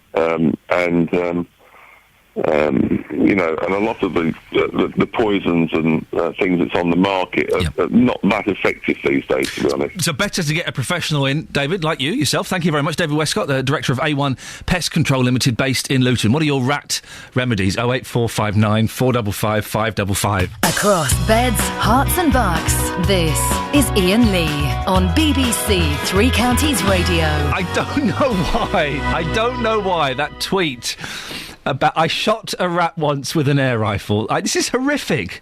I was egged on to do it. It made me quite upset. I love it now, though. I don't know what that means. And I don't know why I'm laughing. And I played that jingle so we could move on to something a little bit more serious without me giggling like a 15-year-old schoolgirl. So I apologise. Now, we're talking about blue badge holders and should they have to pay to park in hospitals. West Hertfordshire Hospitals NHS Trust is looking at charging disabled drivers. A consultation looking into hospital parking in Watford, Hemel Hempstead and St Albans ends today. Well, what do you think? Should blue badge holders have to pay to park in hospitals? Dave's in Luton. Morning, Dave. Good morning. Dave, what do you think? Well, if I've got it wrong, I do apologise, but a few years ago, if you were disabled, elderly, and you had a hospital appointment, you rung up the hospital or went to your doctor and they'll arrange an ambulance to pick you up, one of these special adapted ambulances. Oh, yes. So not the sort of flashing nee-nors, but one of those... No. Yes, it's one where they've got adapted where you can put the wheelchair into the back and everything else. And they'll take you to the hospital, drop you off, and then when your appointment's finished, they'll pick you up and take you back home. So why do they need a car to take them to the hospital? Do you know, I'd forgotten that my mum got to the hospital a few times like that. It wasn't ideal. There was a lot of waiting around and she was a little bit confused, so I was always a bit worried. She did it a couple of times. Yes, an ambulance would pick her up, drop her off. Very nice gentleman would drop her off and then pick her up and bring her home. I don't know if that service is still running. Well, this is what I said. And also, if you're disabled and you've got blue badges and you go to the hospital in your car and pay those things, after your appointment, if you go to social services in that hospital, you can reclaim your expenses to that hospital, petrol, and even your parking. Really? I don't think you can, Dave. Where have you heard that? Well, no, I used to do it because I'm disabled, and I used to go to Lister Hospital, Bedford Hospital, and you could go to social services in the hospital, and you could get a refund of your travelling, your petrol, and your parking. How long ago was that, Dave? Because I would suspect 2 years ago. 2 years ago. Really? Yeah. Now, if they're still going, then what are aren't these people getting to know that they can claim back this thing? And if they're on mobility and they're getting this disability benefit, they can even claim against to the department to get that money back again. Dave, listen, thank you. I'm not sure if that's still the case. I know that starting this week, there have been lots of changes to various benefits. I'm not sure. Can anyone back that up, what Dave in Luton is saying? That at some hospitals, if you are a blue badge holder, you can go to their social services department and claim back your parking and your travel. I'd be very surprised, Dave. I'm not in any way accusing you of being a liar. For goodness sake, would never do that to you, David. But I would be surprised if that still applied. 08459 455 555. Ben says, I think everyone should pay. This is on Facebook. If you own a car, you'll be paying for tax, insurance, petrol, parking and more. Blue badge holders get to park closer. Why should it also be free? Karen says, my dad is registered disabled. He pays for parking at Lister. However, he had to have loads of visits recently, so to cut down on paying, he's taken to using the bus and using his free bus pass. Well, 08459 455 555. Should blue badge holders get free parking in hospitals? There's a gentleman on Facebook who claims I'm feigning upset at the use of the phrase them and us. I'm not, to be honest. Was it Stephen? It was Stephen Boothby. Stop saying them and they upset you. You know that no one means it in a nasty way. Whoops. Should I have said you? Stephen, stop being an idiot, to be honest. It's phrases like this from Fee that have upset me. They always moan they're not treated the same as non-disabled people, so treat them the same as everyone else. And Glenn, of course they should have to pay. 90% of blue badge holders I see look able-bodied as they walk smugly from their car while I still drive around looking for a space. Yeah, I'll be honest, Stephen, language like that, it does concern me a little bit. It does. 08459 455 555. Right, 8:46. Travel news now. Adam Glynn. Beds, Herts and Bucks travel. BBC Three Counties Radio. Now the speed sensors are showing it particularly slow on the M1 at the minute, southbound from junction 12 at Flitwick to 11 at Dunstable. I'm looking at the sensors and I'm looking at the cameras around there as well, and particularly literally just as you get past junction 12, that seems to be where the slowest of the traffic is. Around St Albans, we're not doing too badly, though it's a little busy near to London Coney on the A414. That is crawling approaching the roundabout with the London Road, the A1081. M25 anti-clockwise still rather heavy at junction 24 Potters Bar, that's through the roadworks section, and the A10 in Enfield is slow from Bullsmore Lane to Southbury Road as you head in toward London. Adam Glynn, BBC Three Counties Radio. Adam, thanks very much.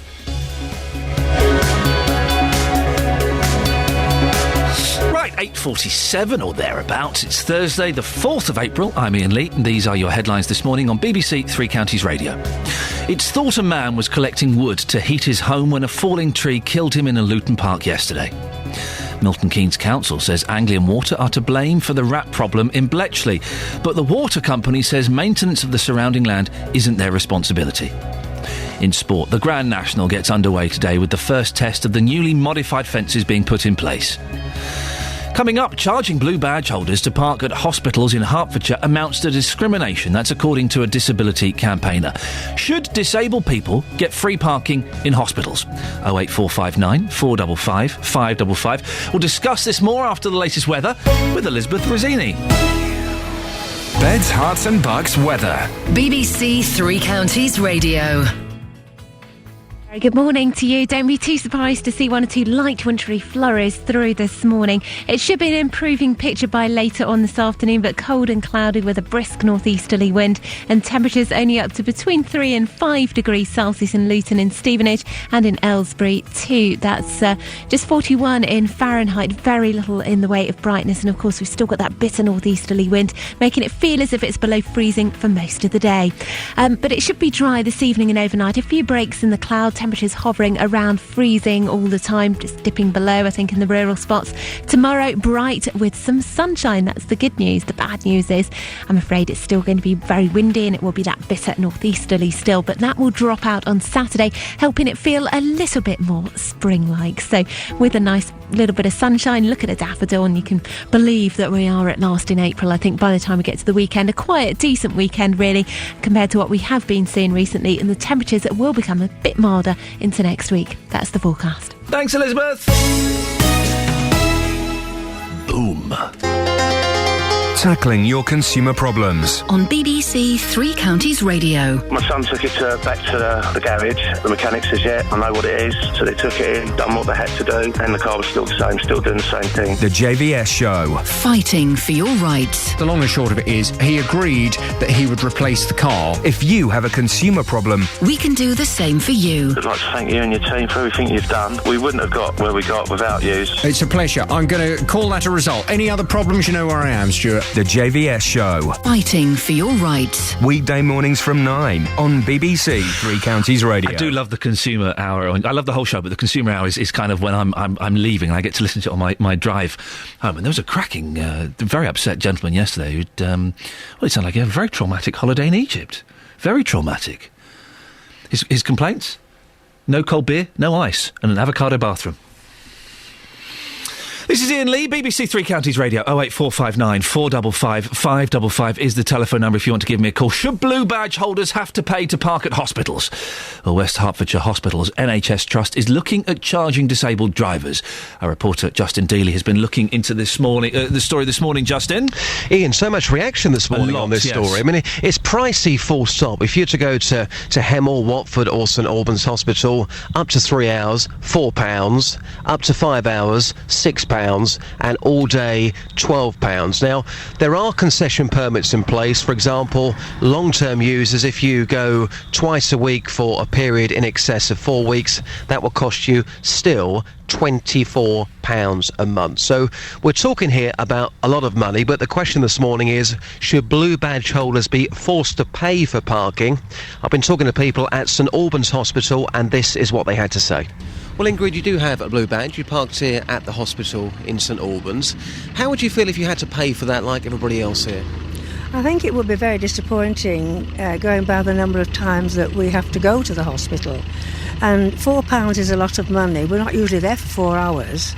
So I think they're overcharging in that respect as well. But yes, having been registered disabled since the mid-80s, I find it quite a shock that they're even considering it. I mean, you're saying it's a shock. Some of our listeners would say, well, why shouldn't you pay? Like everybody else over that side of the car park, why shouldn't you pay? I think the point you should be asking is, why are they imposing it? Hospitals have never done that before. But why shouldn't you pay, though? Because we need to go quite often. Well, Marilyn, you've just parked up here at St Albans Hospital. It's going to cost you £4. Do you think disabled people should also be paying £4? Possibly a reduced fee, but paying something. No, I think they should be able to park free. They have enough to cope with in life with the disability, so let's do all we can to help them. What about yourself, though? Don't you have enough to cope with? You're here today. No, I'm fine. I can walk, I'm mobile. So while I am, that's good. I'm happy for others to be helped who need the help. Elaine, you're about to go to that ticket machine. It's going to cost you £4. First of all, is that too expensive for you? Yes, it is, especially as it's so far out from the town centre. It's nowhere near any businesses or anything like that, so it shouldn't be as much as that anyway. OK, so you've got to pay £4. Should disabled people also be paying £4? Definitely not, no, it's not necessary. Well, disabled people, they have to park close to the facilities. If they're disabled, they're more likely to need the hospital facilities anyway, so why do they have to pay to use the hospital facilities? Well, they can still have the bays there very near to the hospital, they'd just be paying for them, but you think that's wrong? Yeah, definitely. I mean, they're going to, like I say, they're going to need those facilities a lot more often than regular people generally, so they shouldn't have to pay. Well, Janet, you're here by the ticket machine. First of all, you're not happy about the prices, are you? I'm not. I'm here for a half an hour appointment. I know it's going to be half an hour because it's physiotherapy, and that's just cost me £4. What about disabled people? Should they be paying here as well, just like you? No, I think it's unfair. I mean, some disabled people probably are earning money and can afford to pay, but no, it's not right. They shouldn't be. It's outrageous, £4. It does worry me, Justin. Some of the language on the Facebook page, it does worry me. It's descending into a them and us kind of situation where a lot of people on the Facebook page saying, well, they should pay because they should want to be treated the same as everyone else. Stephen, a gentleman called Stephen, seems surprised that I feel that way, and his response to my challenge was, meow, touchy, touchy. So he's obviously not capable of having a grown-up argument. But did you find that kind of attitude, Justin, a them and us attitude when you were talking to people? Kind of. I mean, I spoke to one lady there who said that disabled people should be paying something, but I think, you've heard there from the majority of people I spoke to yesterday, they're all in agreement that disabled people shouldn't be forced to pay.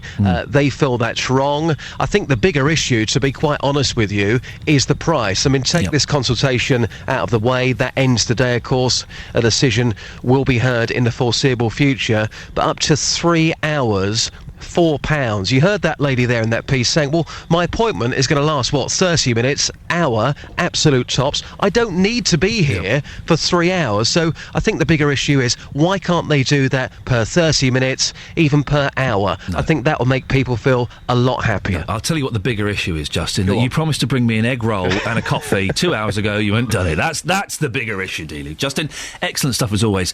Thank you very much indeed. Lots of calls to rattle through, so let's try and squeeze as many as we can in before JVS at 9. Madeline is from Sandy. Good morning, Madeline. Hello there, Ian. Yeah, hello. What do you think? Should blue badge holders have to pay hospital parking? Well, it's a bit of a complicated thing, isn't it, really? But actually, I would just like to ask, how is it going to help them if they don't, apart from financially? I mean, we all already help them by getting them closer to the hospital. We help them by them having extra wide parking spaces. So apart from saving them some money in their pocket, how is it going to help them if they don't? Well, one argument, there are a couple of arguments. One is that some blue badge holders are possibly living on benefits. That's a percentage. The other argument that someone put forward excellently earlier, I thought, was that it can take people with mobility issues a lot longer to do the simple things such as, whereas you can probably get out of a car and it takes you 2 minutes and you walk into the hospital, someone might have to get out, get a wheelchair out. It could take them 20, 25 minutes to get out of the car. Well, that's a fair comment, but then shouldn't those people, and also somebody has just said about the fact that certain disabled people have to go to the hospital more frequently, so shouldn't those people, the type that you've just said, and the people that have to visit on a regular basis, shouldn't they be sent vouchers to be used to help them with the cost? No, it's an idea, Madeline. I'm moving on just because I want to get some more voices on. Madeline from Sandy, thank you very much. Ted is from Westning. Good morning, Ted. Ted, what's your take on this? Well, I think that they should not pay because they have to attend hospital pretty regular. And if they pay, I mean, it's going to cost them a fortune.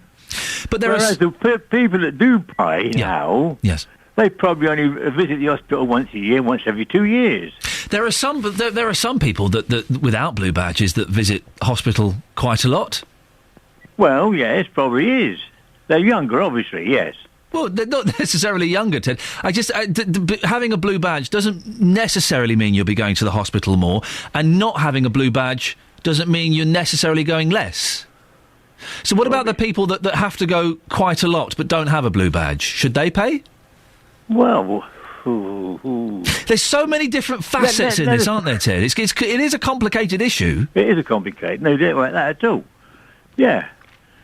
But I don't think we should pay because, blimey, most of us are getting on years who've got blue badges anyway. Oh, tell me about it. I'm 93, so I mean, it's a bit awkward walking up there. You know what I mean? Ted, listen, a quick word of advice. I'm 40 this year. Half as young, yeah. Yeah. Does it get any better than this, or have I peaked? You're okay at 40. Yeah. I was in the army for 7 years. Oh, blimey. You've lived a life. I've done nothing. Well, Ted, listen, it's lovely to talk to you, Ted. Take care. Very quickly, Sheila in Royston. We've got 30 seconds, Sheila. What do you think? Yes, I wouldn't mind paying. My husband is disabled, and I wouldn't mind paying, but I think that possibly we should pay for the first 2 hours and then get free afterwards, because a lot of disabled people are at the hospitals a lot longer. But I do think that they need to do a barrier so that nobody else parks in the disabled parking bays, because we do need it very close to the hospital. Even if we just had to flash the blue card over a system. Sheila, thank you very much. I think you got your point in. It does annoy me, the people parking in the disabled bays that don't have the blue badge. There's a brilliant episode of Seinfeld, isn't there, where one of them parks in a disabled bay, and he comes back and there's an angry mob with flaming torches around the car. Excellent calls. Thank you very much, Sheila. Thank you, Ted. Right, let's get the travel news now. Here's Adam. Beds, Hearts and Bucks travel. BBC Three Counties Radio. Cheers, Ian. It hasn't been too bad a morning on the roads. It's still a little slow in some places, though. The M1 in particular, southbound from Junction 12 at Flitwick through to the A505 at Dunstable at Junction 11. The A1 looking slow in Roxton, approaching the Black Cat roundabout, mainly on the southbound side. Once you get beyond there, it moves a bit more freely. M25 seems to have eased right off, even through the roadworks now. On the cameras, it seems to be moving much better than it was. A little bit of a delay on the A10 if you're using that as your route in toward London. Through Enfield, that slow southbound between Bullsmore Lane and Southbury Road. Trains still running without problems. Adam Glynn, BBC Three Counties Radio. Thank you, Adam.